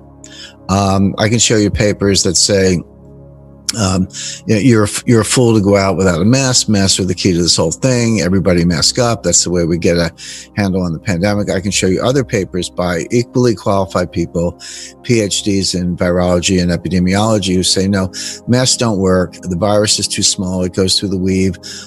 They're improperly constructed. We don't wear them correctly. And they don't do much good. It's kind of virtue signaling. And so, but my point is, without even taking sides in that, just as a writer, and I did present both views, and all that information is in the endnotes. The book has over 200 endnotes, and they're all fairly technical. So I tell people, if you don't like something I said, don't argue with me. Go to the footnotes or the endnotes and argue with the scientists. But I tried to, when there were divisions like that, I tried to represent both sides fairly. But I usually do come down on one side or the other based on my own view of the evidence. So that made it more challenging. And then you also have this whole, where did the virus come from? I have a chapter on that. Well, there's the wet market theory, which I thought last spring was a lie, basically Chinese propaganda. That's even more apparent today. You have the laboratory theory that it came from a laboratory, particularly the Wuhan Institute of Virology. Good evidence that was the case last spring. That's much stronger today. A ton of stuff has come in literally in the last couple of weeks bearing that out. But that's how I came out in the book. I said it did come from the laboratory, but that's another area where, again, I can find top scientists with both points of view. I did learn in reading these scientific journal articles, there's always an abstract, that the authors, their affiliations, the abstract, and then the main paper. I would go right to the last page and look at who paid them, because they're, modern practices. You disclose your sources of research grant. If I saw you were paid by the Chinese, I discounted you about 50%. I might have included it, but I certainly took that into account. We're seeing something globally we've never seen before, and it is the best single indicator of a recession. The last time we saw anything like this was 2007, just ahead of the 2008 financial catastrophe. So the stock market's saying it's all good. Goldilocks, soft landing. Fed's going to get the memo. They're going to cut rates, the pivot and buy stocks. The bond market is saying, no, this is bad and it's going to get worse, and it's actually too late for the Fed to do anything about it. But what happens is, as you get closer to the actual thing you're worried about, the inversion gets nearer and nearer. Now it is literally a month away, or less interest rates are a lagging indicator. Everyone's like, well, how could interest rates going up if we're in a recession? The answer is, as you get close to recession, who figures it out first? Well, the Fed figures it out last. They're usually the last to know. Wall Street is second last to know. The people who figure it out first are actual business people, entrepreneurs, restaurant owners, dry cleaners, taxi drivers, or even medium-sized businesses. They see it. A lot of business people are living in the real world, in real time. They know what's happening now, and the stock market tends to figure it out later. But as far as banking and credit is concerned, what happens is, if you're a business person and you see business heading down, fewer customers, whatever, you go out and borrow while you can. You're like, hey, this is a really bad recession coming. If I got lines of credit, I'm going to use them up. Now, I don't want my bank changing the terms. I don't want material average change clauses kicking in and said, I'm going to borrow everything I can. And that creates a demand for funds. And interest rates go up. And then the recession hits. And the bankers go, what's going on? Credit losses start going up. And then they just turn off the spigots and they raise standards. They stop doing loss. And then interest rates will start to come down. But interest rates peak after the recession has already begun. So stock market is telling us, Goldilocks, bond market's telling us, here comes Hurricane Mitch, or whatever. And then there's what I call the reality. What I see is kind of a hybrid. The Fed's doing what they're doing, right or wrong. Okay, they're doing what they're doing. The market has their own interpretation. I agree with the market, certainly the bond market, that the Fed is probably over-tightened. They're going to keep going for reasons I explained. That means they're going to make it worse. They're going to make the recession even worse. We've seen this movie before. This is exactly what happened in 2018. I don't know. Attention spans seem to be short these days, but it was not long ago. Go back and look at a chart, any stock index chart. From October 1st, 2018 to December 24, 2018, the stock market dropped 20%. I mean, it's like 19.9 or something on the Dow. So maybe not technically a bear market, but yeah, what's the difference? It dropped 20%, culminating in the Christmas Eve massacre, December 24th, 2018, when I think NASDAQ dropped like 3% in one day. Now here's the point. The Fed was tightening into that collapse. The Fed tightened on December 16th, 2018, only like 8 days before the Christmas Eve massacre. And after most of the 20% collapse had already happened, they tightened one last time. So what it shows you is that when the Fed's on a mission, they actually don't care about the stock market. This whole Bernanke put and Greenspan put and all that, that's not how it works. They don't care that much about the stock market level. Here's what they do care about. They care about disorderly markets, and that's the key word. Stocks are going down, but it's kind of 0.5% a day, 1% a day, trending down. Lower highs, lower lows trending down. The Fed doesn't care about that. They're not going to bail out the stock market. They do care if it's disorderly. When was it disorderly? Well, March 2020, at the worst part of the pandemic, it dropped like 30% in like 2 or 3 weeks. The fall of 2008. I mean, it was like somebody opened a trap door. The Fed does care about that because that kind of disorderly behavior can feed on itself and end up in a 1929 type scenario. So the Fed will get the memo, as I put it, stop raising rates and begin cuts when the markets are disorderly, but not just because they're going down. Now, here's what the Fed is missing, or maybe everybody's missing. When you hear these layoff announcements, people are like, well, if they're laying off, why isn't the unemployment rate going up? Unemployment lags the business cycle. Unemployment is a lagging indicator. When you're an employer entrepreneur and you're in any kind of not as many customers walking in the door, you'll do everything you can to avoid laying people off. Be late on the rent. You'll turn down the lights, find a cheaper laundry, whatever it takes. And then by the time you get around to firing people, you run out of options. I've done everything I can. Now my business is in jeopardy. I have to fire some people. And then combine that with what I just said about severance and rolling terminations, etc. It's a lagging indicator. We know enough right now to know that number is going up this spring, but that's not inconsistent with the fact that we're already in a recession. It's exactly what you would expect, that unemployment is a lagging indicator. Now, having said that, what else is the Fed missing? Well, wages are up 5% on annualized basis, 5.2% on an annualized basis. I'm like, yeah, and inflation is 7% or 6%. So your real wage just went down 1 or 2 points because when the Bureau of Labor Statistics reports those wage numbers, those are nominal numbers. I'm not saying they're fake, but you have to know that they're nominal. And you have to subtract inflation to find out what's happening to real wages. And the answer is, real wages have been going down for a couple of years because it runs around 5% annualized, give or take. Sounds like 5% raise. What do you want? Well, yeah, but with 8, 9% inflation, or even 6% inflation, your real wage is going down. So that's not a robust number at all. By the way, the Fed wants to make it worse. The Fed agrees that those wage gains are too high. But my point is, in real terms, they're actually going down, but the Fed wants them to go down more. That would be one way to put it. If you get inflation down and wages are constant, then the real wage goes up relative to where it was before. But if you're unemployed, you have no wage. So that's another issue. Now, what the Fed is missing, and it's a long list, but there's something called the labor force participation rate. Now, the labor force participation rate, you just take the number of people working divided by the total working age population. That's all you do. It's not sophisticated. And that number today is around 61.2, give or take percent. But as recently as 2000, that number was over 70% and has come down ever since. And it dropped like a stone during 2020. During the pandemic, lockdown came back a little bit, but not much. The reason it got, first of all, it's never 100%.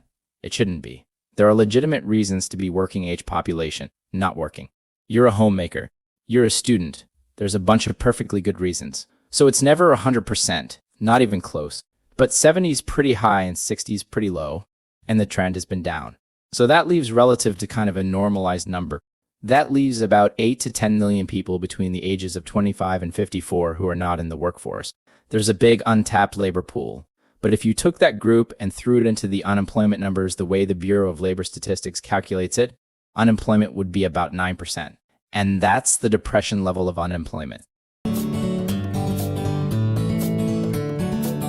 Notably in 1980 and 1981, regrettably, analysts anticipate that the recession will surpass expectations, with the bottom potentially falling lower than predicted, perhaps a 30% to 50% decline in the S&P, around 22,100.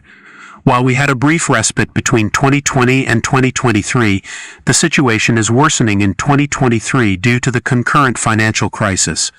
The financial crisis is currently brewing, causing widespread panic. If it materializes, the impact will be severe, marking a dark day for America and the world. It's important to note that each financial crisis carries its unique level of impact, ranging from substantial to less significant losses. Predicting the scale and duration of a crisis is challenging, as evidenced by the subprime mortgage crisis from 2007 to 2008, which coincided with a recession, resulting in a disastrous outcome. The expansion of mortgage credit triggered this crisis, enabling widespread borrowing and mortgage acquisition. This mistake led to the collapse of the U.S. housing market, causing many to lose their homes, savings, and jobs. The repercussions extended globally given America's pivotal role in world trade. Discussions on recession, inflation, and deflation aside, one aspect yet to be addressed, referenced earlier, is the possibility of a global liquidity crisis. In 1998, despite the absence of a recession, the financial world faced a near collapse. Such crises can coincide with recessions, resulting in severe consequences. A notable instance is the subprime mortgage crisis from 2007 to 2008. There's speculation that 2023 might witness a collision between a financial crisis and recession, resembling the 2007-2008 scenario.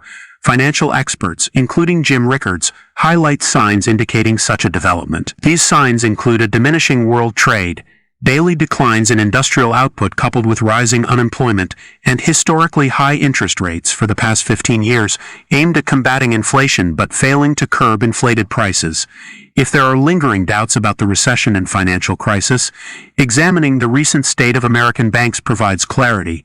In just a month, 5 major banks have faced setbacks, such as bankruptcy, FDIC takeovers, and collapses. The combined losses of credit and stockholders from these events surpass $200 billion, sending a clear signal of systemic issues. Efforts by the FDIC to reassure the public include unconventional measures, such as guaranteeing depositors sums exceeding $200 billion for Silicon Valley Bank and Signature Bank. These unprecedented actions, while seemingly noble, are predicted by Jim Rickards to deplete the FDIC insurance fund, ultimately affecting consumers. Moreover, the Federal Reserve's decision to extend more loans to member banks through the Bank Term Funding Program, BTFP, is causing significant turmoil in the U.S. banking system.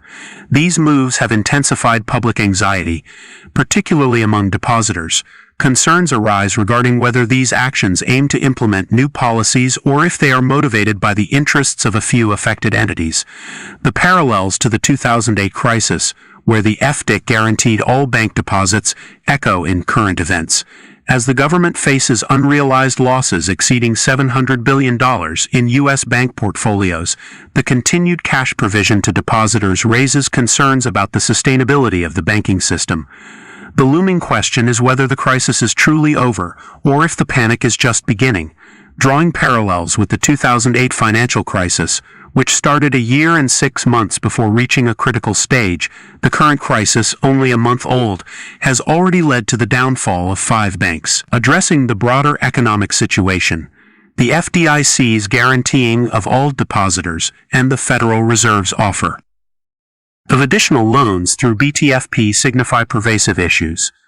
The Fed's guaranteeing of all bank deposits, surpassing the $250,000 insurance limit, echoes actions taken in 2008 to avert bank runs. However, such measures may strain the FDIC insurance fund, with potential consequences for consumers.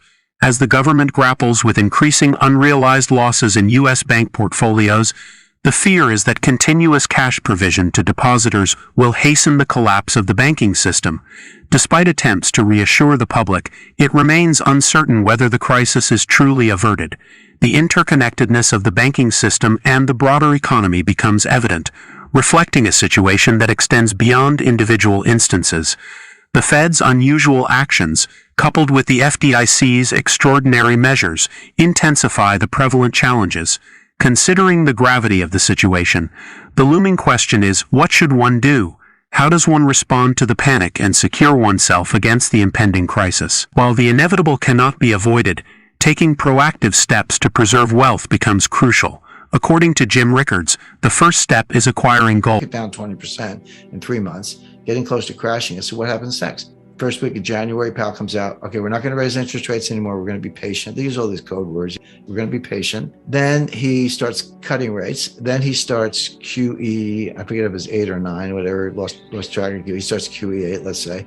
And then that takes you into 2020. And here comes the pandemic. And rates go down to 0. And the balance sheet goes to $7 trillion. They were back where they were in May of 2013. Except worse, because now the balance sheet was even bigger than it was then. A complete failure. So who thinks they're going to be more successful this time? They're doing the same thing. It's going to happen faster this time because the market saw that whole 7-year fiasco from May to 2013 to May 2020, a 7-year round trip failure. The same thing's going to happen, but it's going to happen faster this time because the market knows that the Fed doesn't know what they're doing. So the Fed's tightening into weakness. One of two things is going to happen. And it's not clear which, but it's going to be one or the other. They're going to keep tightening and keep tightening and keep tightening, try to get a handle on inflation and crash the stock market. Or they're going to lose their nerve, back off on the tightening, and then inflation is just going to rip, which will also crash the stock market. So take your pick, but it's going to be one or the other. But this idea of a soft landing is nonsense. The 2021 thesis was that, inflation grew.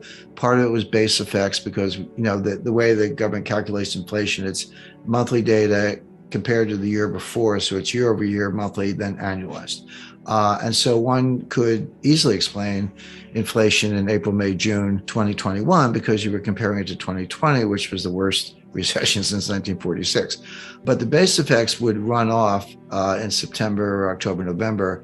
But the inflation persisted, even though the base effects were gone. So now it's like, okay, this is real inflation. It's coming from somewhere else. It was coming from the supply chain, which the Fed can't do anything about either because the Fed doesn't drill for oil. They don't build pipelines and they don't grow wheat. The Fed can't do anything about any of those things. And that's where the war and the sanctions and the continuation of COVID played a role. So, I say you can have your own views, but you can't have your own data. The data is clear. The inflation is here. The renowned economist Jim Rickards continued her speech as follows. The supply chains are deteriorating, but these disruptions in the supply chain did not originate with the conflict. They didn't even commence with the pandemic. They initiated with the trade war led by Trump in 2018. I discovered an excellent book on this topic, authored by Luan Larocco. What's intriguing about her book is that she completed it in late 2019, serving almost as a control experiment. It predates the pandemic. It's convenient to attribute the disruption in the supply chain to the pandemic, which indeed played a role. And the conflict also had its impact.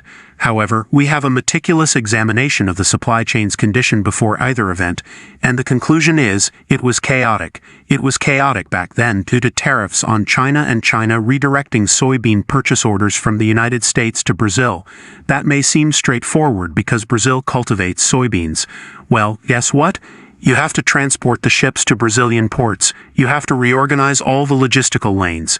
That was already happening. The pandemic exacerbated it, and now the conflict exacerbates it even more. Yes, the world is fragmenting. We're disengaging. Globalization is concluding. There will be a new iteration of it. It's not the termination of world trade, but you might witness perhaps the Five Eyes, UK, US, Canada, Australia, New Zealand, and allies in Western Europe forming a new trading bloc while excluding China and Russia. It will resemble somewhat the Cold War. I discussed this with Paul B. However, in the 70s, something similar occurred. It commenced with cost-push inflation. It was the Arab oil embargo in 1973 after the Israel-Arab War. Then the Arabs imposed the embargo on us. quadrupling the price of oil from $3 a barrel to $12 a barrel. It might sound inexpensive, but that's a 300% increase. Subsequently, we experienced a severe stock market crash and recession in 1974, the most severe since the Great Depression at that time. We've encountered more severe ones since, but back then it was the worst recession since the Great Depression. Following that, the Fed intervened and Nixon abandoned the gold standard. Nixon implemented an accommodating monetary policy in '72, a bit earlier for his re-election effort, etc. So, here comes inflation, but along the way, and then there was another oil embargo, actually an Iranian oil embargo in 1979 after the Ayatollah took over. So there were dual oil shocks. It was a supply-driven cost-push inflation. However, it transformed into demand pull. It evolved into a demand-side scenario that I lived through. I was a young, up-and-coming lawyer at Citibank, a senior officer living in New York City. That was a time when if you desired anything new, furniture, TV set, vacation, anything, you rushed out. You dropped everything, rushed out, and did it because the price was escalating so rapidly. This is instructive in two ways. Firstly, it illustrates that the Fed is consistently behind the curve. It shows that these issues can persist much longer than anticipated. But more crucially, because I believe things will happen more swiftly now, it demonstrates inflation shifting from cost push to demand pull, transitioning from a supply-side matter to a psychological shift on the consumer side. Volcker managed to suppress it, but at a substantial cost. Unemployment reached approximately 11%. He elevated interest rates to 20%. How does that feel? Mortgage holders, student loan holders, and others? 20%. We're talking about 40% on credit cards in that era. People tend to forget, well, doesn't inflation mean you have high growth or whatever? At least low unemployment. No, we had stagflation. We had inflation and high unemployment. There were 3 recessions between 1974 and 1982. We experienced 3 in 1974, 1980, and 1981, which persisted until 1982. By the way, people lost confidence in the dollar in the late 70s. Jimmy Carter's Treasury issued what they call Carter bonds. The U.S. Treasury issued debt in Swiss francs. Now it was Treasury. Slowing industrial output, slowing retail sales, and importantly, for investors, a very sharp decline in inflation. So this is one of the kind of mystifying points about the U.S. stock market. I mean, it seems straightforward to me, but the market has their own dynamic. They're saying, well, if the Fed raises rates the way I've described and they cause a recession, the Fed's going to have to cut rates. That's called the pivot, the Fed pivot, and lower rates are good for tech stocks, so buy stocks. But think about that for a second. What if inflation comes down faster than the Fed thinks? And I think it may, by the way, I'll return to that. What if inflation comes down really fast and they get to the target rate sooner than they think? Does that mean they might have to cut? Well, it might, but what's good about that for stocks? I mean, if that happens, no one ever says, why did that happen? They just say, well, inflation may come down, interest rates may come down, so buy stocks. It's like, well, inflation may come down, interest rates may come down, but if it does, it's because we're in a very severe recession, exactly what I'm forecasting. And so if that's the case, stocks are going to plunge, 30, 40, 50%. So don't root for lower rates, or if you're forecasting lower rates, understand what that means. It doesn't mean the Fed chickened out. It doesn't mean life is wonderful and you should buy tech stocks. It means that we're in the very severe recession that I described, and I think we will end up there. And therefore, stocks are going to plunge. So, be careful what you wish for, as they say. My forecast is, yeah, they are going to raise rates. They're going to over-tighten. They're going to cause a very severe recession. And when they do, they may pivot at that time, but it won't be for good reasons. It'll be for very bad reasons, meaning we're in a recession and stocks have plunged. So don't buy into the Wall Street chatter as far as that's concerned, because as I say, the Fed's going to over tighten. Now, why isn't the Federal Reserve aware of this? Well, because they never are. Because they have the poorest forecasting record of any institution I can think of. Their entire history since 1913 is one mistake after another, and this will just be the latest in the long series. So, just to kind of recap, the Fed is on a trajectory. We know precisely what it is because they informed us. All you have to do is listen to them and believe them. They're going to increase rates, let high rates do their work, and observe the inflation come down, and maybe in 2024 decrease rates. What I anticipate is they are going to raise rates for the next couple of meetings exactly as I've outlined, but they're going to over-tighten. The signs of recession are already present. The Fed's not looking at them. I'll come back to what they are, by the way. And we'll be in a very severe recession for a lot of reasons. And that's going to mean a plunge in stock prices. So if the Fed cuts rates, don't cheer too loudly, because it'll be in a world where severe recession, higher unemployment, and crashing stock prices are the norm. I'd like to conclude on I can't call it a joyful note, but a global liquidity crisis. Now, I talked about a global recession, and people go, well, isn't that like a liquidity crisis? No, a recession or a depression is very different than a liquidity crisis or a financial panic. They're two different things. They can and do happen separately. In 2008, we had both. In 2008, the recession or depression and a financial panic converged, so they can happen together, but they don't have to. They can happen individually. What we're in for visually looks like a global financial crisis and a global recession at the same time, coming sooner than later. Now, why do I say that? There's a global dollar shortage. People go, wait a second. The Fed printed $9 trillion, which they did in 2020.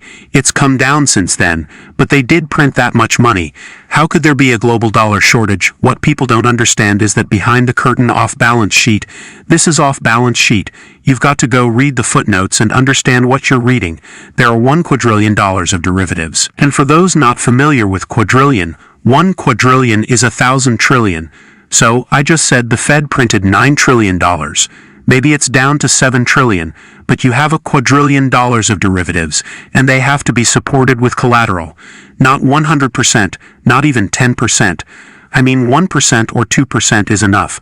But when you're in a liquidity crisis, banks are extremely choosy about which collateral they'll accept to support this $1 quadrillion inverted pyramid of derivatives. And right now what they're saying, because this evolves, it gets worse. It doesn't happen overnight. It can become acute overnight, but it happens over the course of a year or longer. What we see, the banks are saying, I don't want corporate bonds as collateral. I don't want your mortgages as collateral. I don't even want 10-year treasuries as collateral. The only collateral I want are short-term U.S. Treasury bills. Treasury bills have a maximum maturity of 1 year, 360 days, but there can be 4-week bills, 8-week bills, 6-month bills, etc. That's the best form of collateral. It's the most liquid, easily traded, low volatility, easy to repledge, is by far the best form of collateral. That's all the banks want right now. But if you're a foreign bank, you need dollars to buy the dollar-based collateral. If you want treasury bills that are denominated in dollars, you need dollars to buy the bills. That's why the US dollar is so strong. People go, wait a second, the US has a multi-trillion-dollar annual budget deficit, a massive trade deficit, 132% debt to GDP ratio, $31 trillion in debt. You're going into a recession. How can the dollar be so strong? The answer is everything I just said has nothing to do with the demand for dollars in international foreign exchange markets. What do you think is a rational allocation right now for somebody who's at first and foremost trying not to get destroyed this year? Yeah, and to be clear, I don't give personal financial advice, but at a macro level, I'm happy to talk about Absolutely. None of this is personal financial advice. Definitely talk with an advisor, and I'm going to make that plug at the end here, too. Portfolio might look like. The first thing I say, diversification, the math and the science behind diversification and why it's a good strategy is very clear. There's not much debate about that. The problem is people don't understand what diversification means. They think if they have 50 stocks in 10 sectors, semiconductors, consumer non-durables, or whatever, they're diversified. And what I say to them is, you may have 50 stocks, but that's one asset class. You're in stocks. And in stressful situations, they become highly correlated. So you're not getting the benefit of diversification. You think you are, but you're not.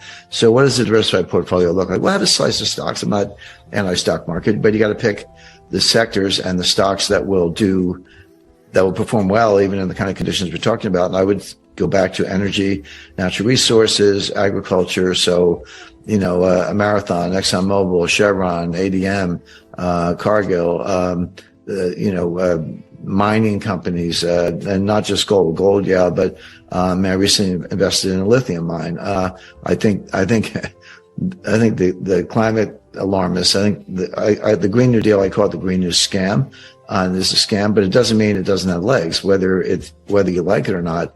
The fact is, it's going to go on. So the lithium's in short supply, graphite, et cetera. So there is a portfolio you can have, which is natural resource oriented, that will do well, even in the kind of tough environment we're talking about. Slug of cash, absolutely, maybe as much as 30%.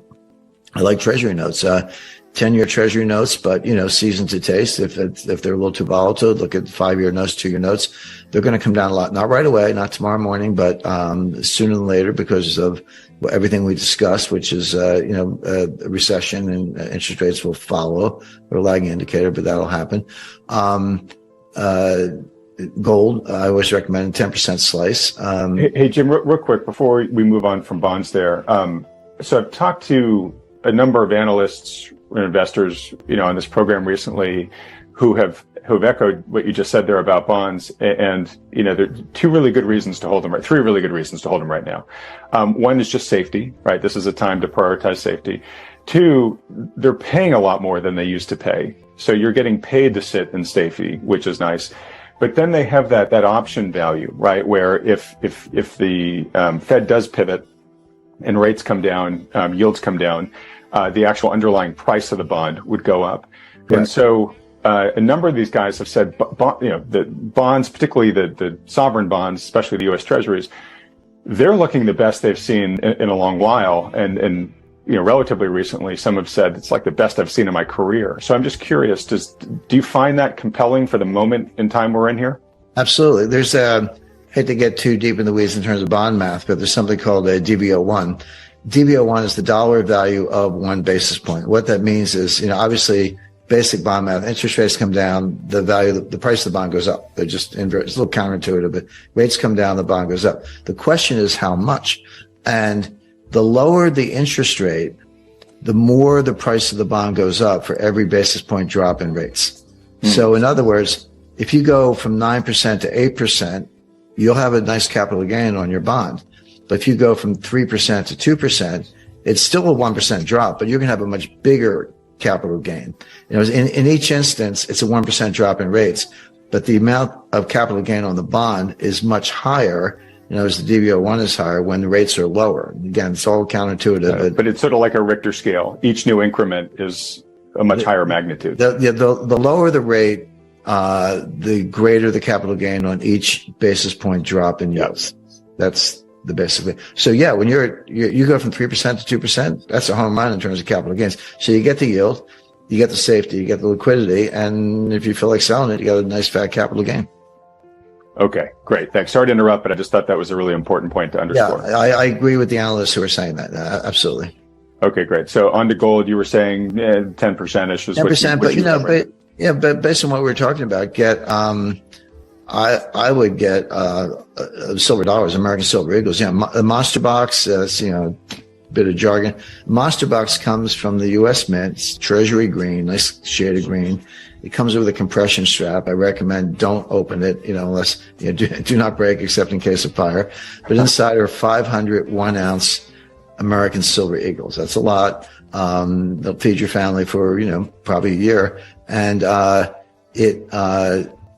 they run, it's a market price, but, be around $10,000-$12,000, for a monster box. But to me, it's like battery and flashlights, just have one, stick it in a safe place. All right, great. And I'm curious, do you have any, particular thoughts on silver versus gold right now in your 2023 outlook? Yeah, I like them both. And, I talk about gold a lot because it's a form of money, and I do the monetary analysis. I do invest in gold mines, but I don't hold myself out as a geologist, but I do think about it from a monetary perspective. And then people always say, Jim, what about silver? What about silver? I'm like, look, if gold soars the way I expect, silver's along for the ride. There's not going to be a world of $3,000 gold and $20 silver. That world doesn't exist. If gold's at 3,000, silver's going to be pushing 100. So without giving an exact forecast, silver will be along for the ride. Silver's a little more difficult to analyze because it has industrial applications. Gold really doesn't. Gold's not good for anything except money, but it's the best form of money. Silver is used in a lot of applications. So if you have a recession, It's perhaps the case that the monetary value is going up, but the industrial input value is going down. So it's a little bit more of a mixed bag, but silver is going to do fine. And I do think it's extremely practical because in a world of CBDCs, silver will be a form of spending money. Gold, even the 8-gram coin I mentioned, the quarter ounce American Gold Eagle, still $500. It's like pulling a $500 bill out of your wallet. It's a lot for groceries. Right. So think of the gold more sort of the store of value, and silver more as the currency. Yeah, but the quarter ounce, maybe 10 of them gets you a new car or something. So yeah, exactly. Yeah, for bigger purchases. Right. Yeah.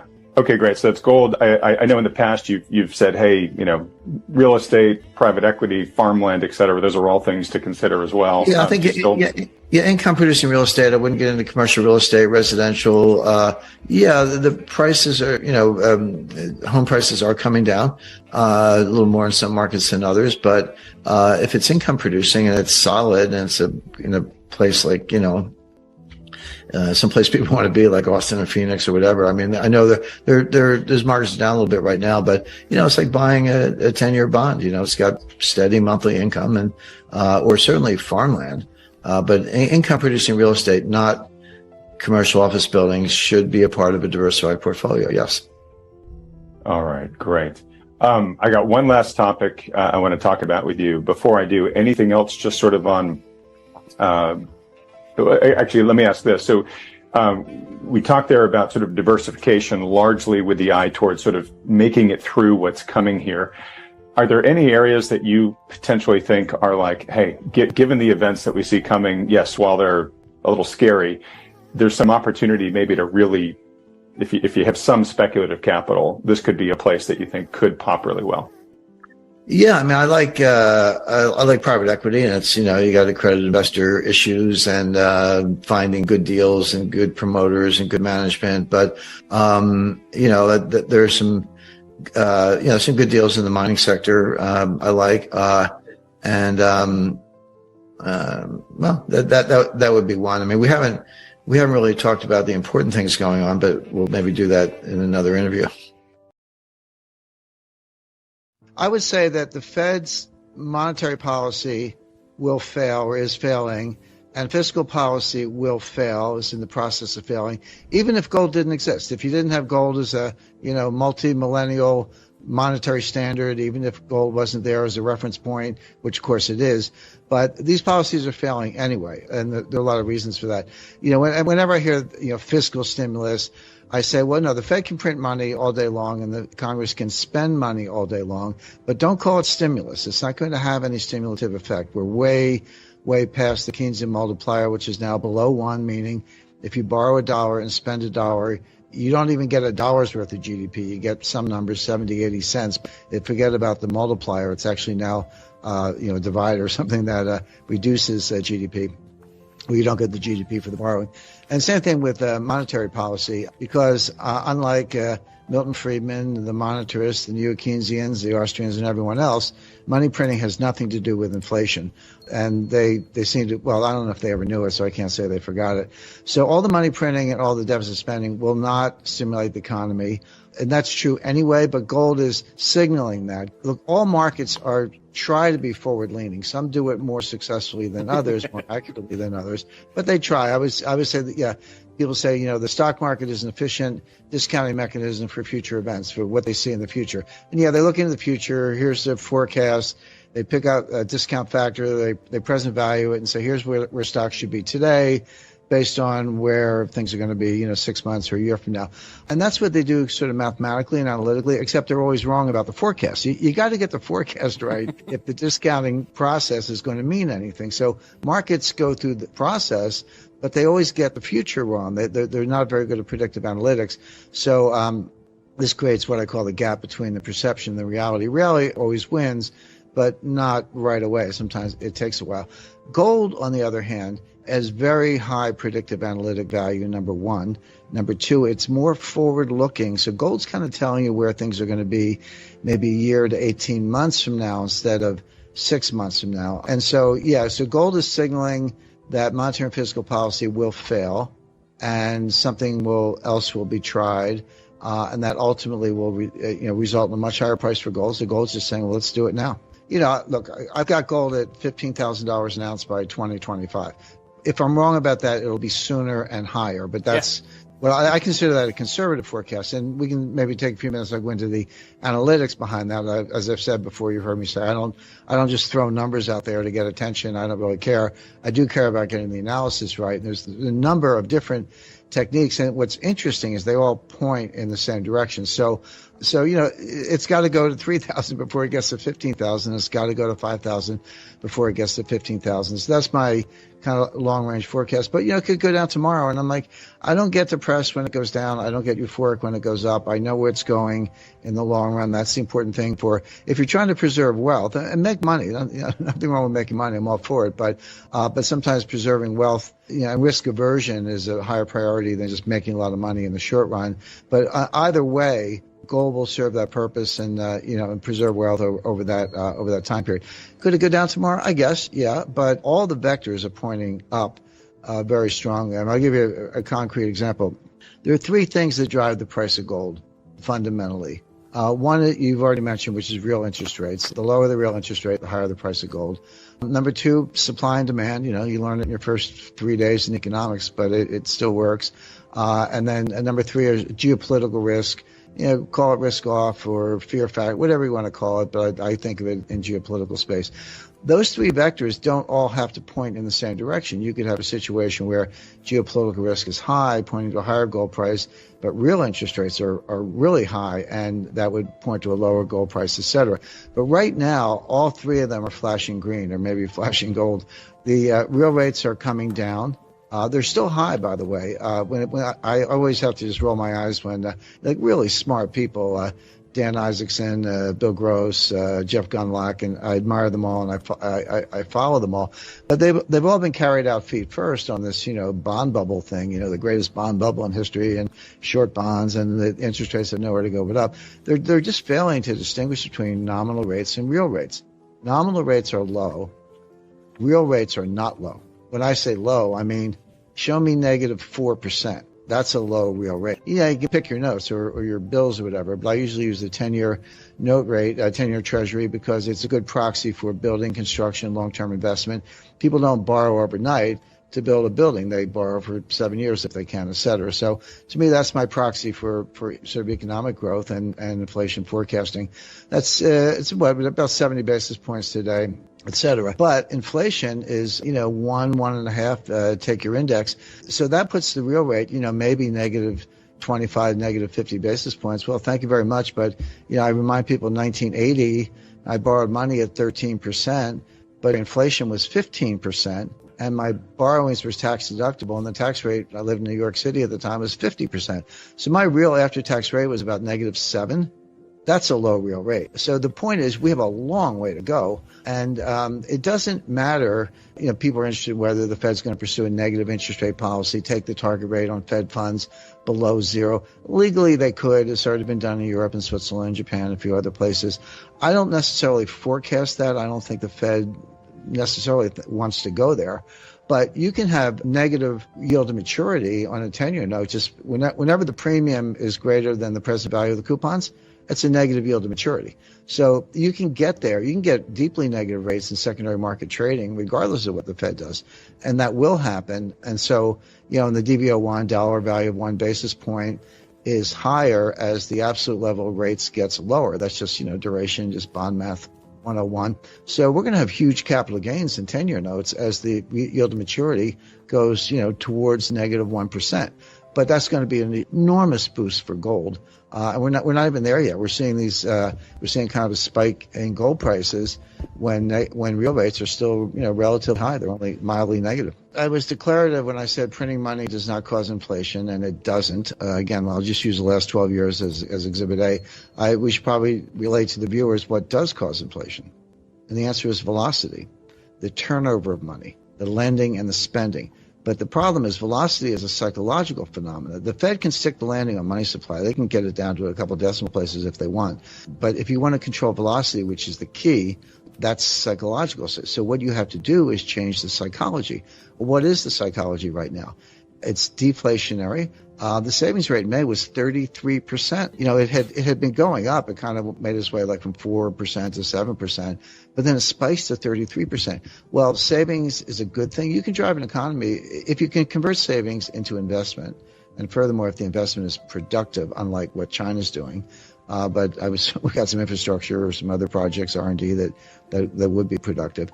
That can drive an economy. You don't have to drive an economy on consumption. You can drive an economy on productive investment. But the problem is twofold. Number one, it has a much longer time frame. That's a 5-7 year time frame. And it comes, in the short run at least, at the expense of consumption. Our economy is driven 70% by consumption. If you substitute savings for consumption, you're killing velocity. Because if I put my money in the bank and leave it there, the velocity is zero.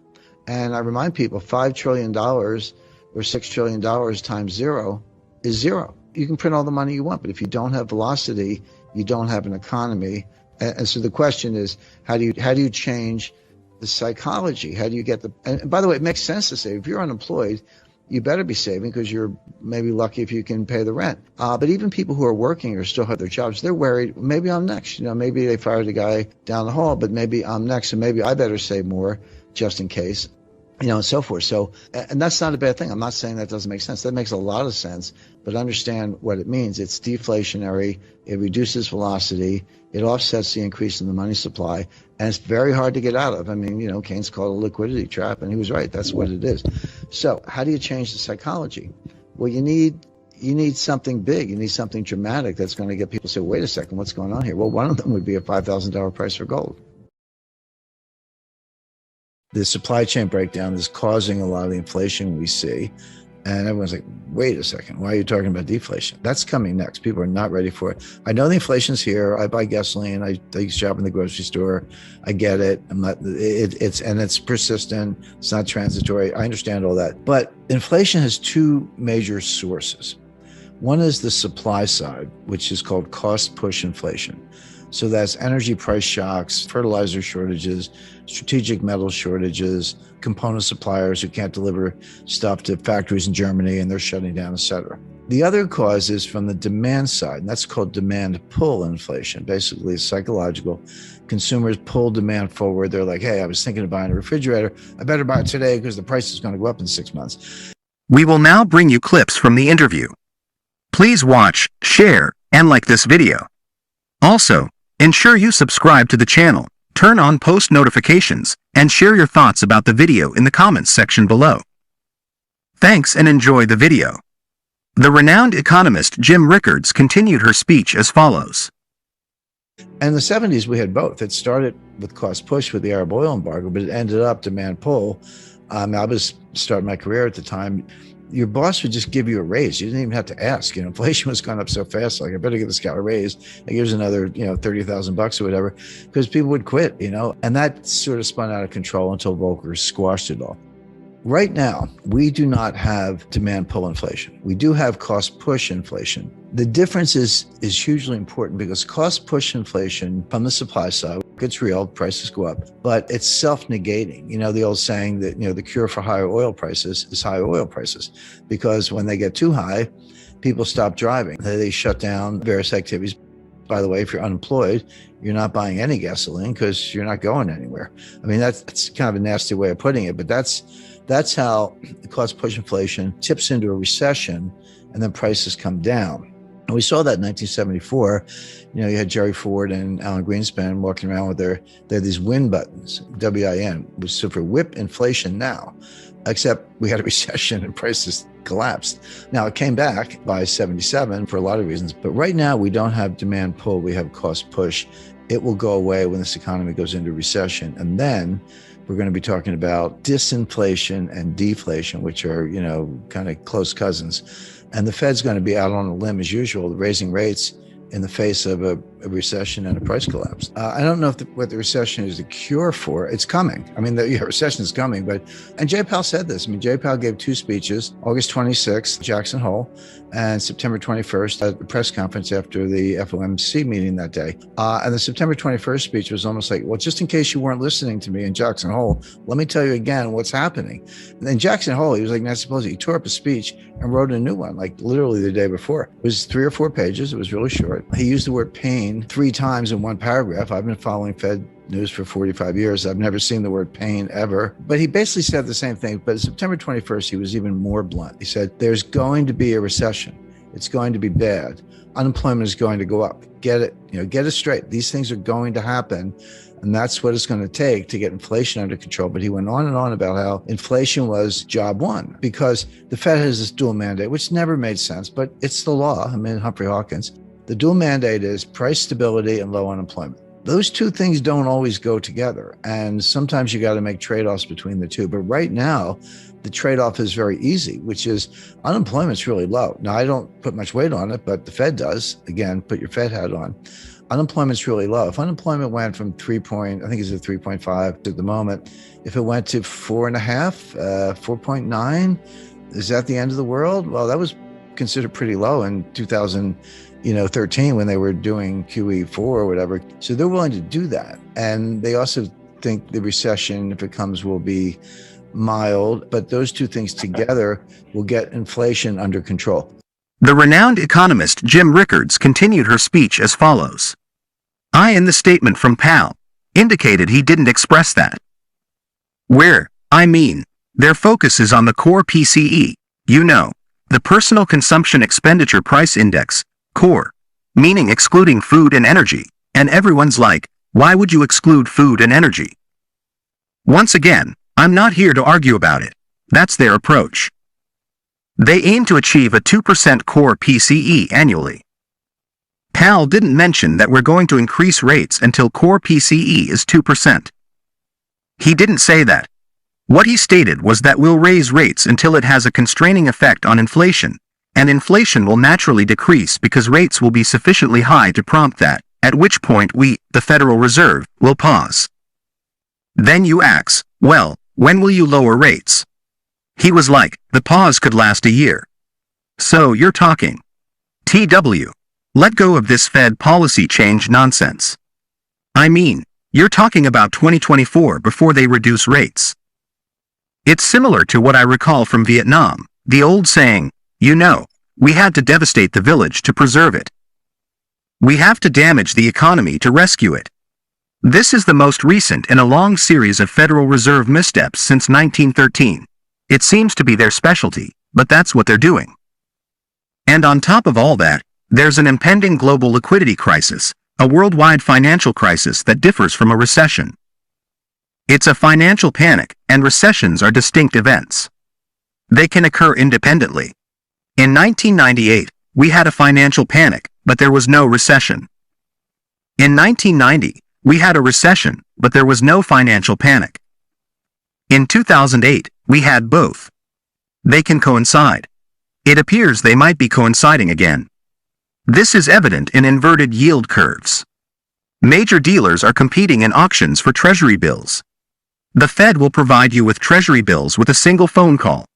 All you have to do is contact the Fed and conduct a reverse repo. They'll provide you with some Treasury bills. However, banks are bidding in auctions for Treasury bills that yield a maturity lower than what the Fed will provide with a phone call. Why would they do that? The explanation is that the Fed bills cannot be rehypothecated. They cannot be used as collateral. However, the auctioned bills can. This indicates there's a collateral shortage. This implies reducing balance sheets, financial distress.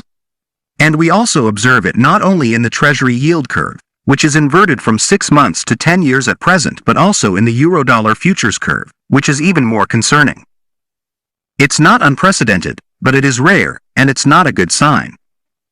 Nevertheless, the Fed persists in raising rates despite this extremely unfavorable data.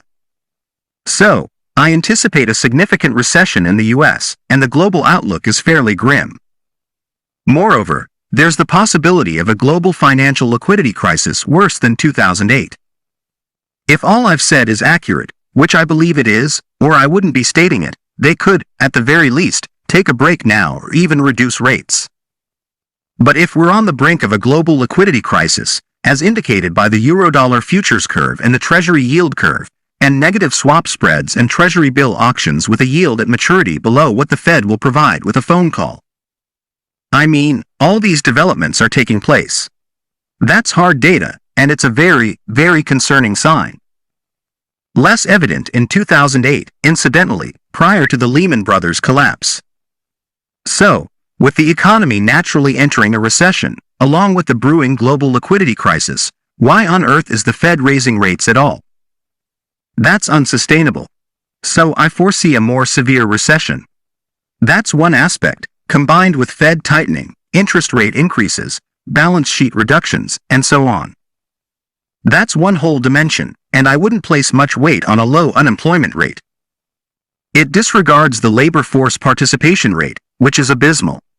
You know, it's around 62% compared to 70% in the year 2000. However, unemployment is a lagging indicator.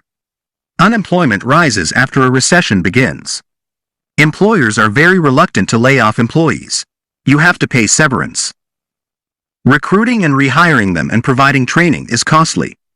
Employers typically wait until the recession has already commenced, and they say, oh, well, I have to lay off some people. So it's not a leading indicator, it's a lagging one. Don't forget to like our video and subscribe for our channel.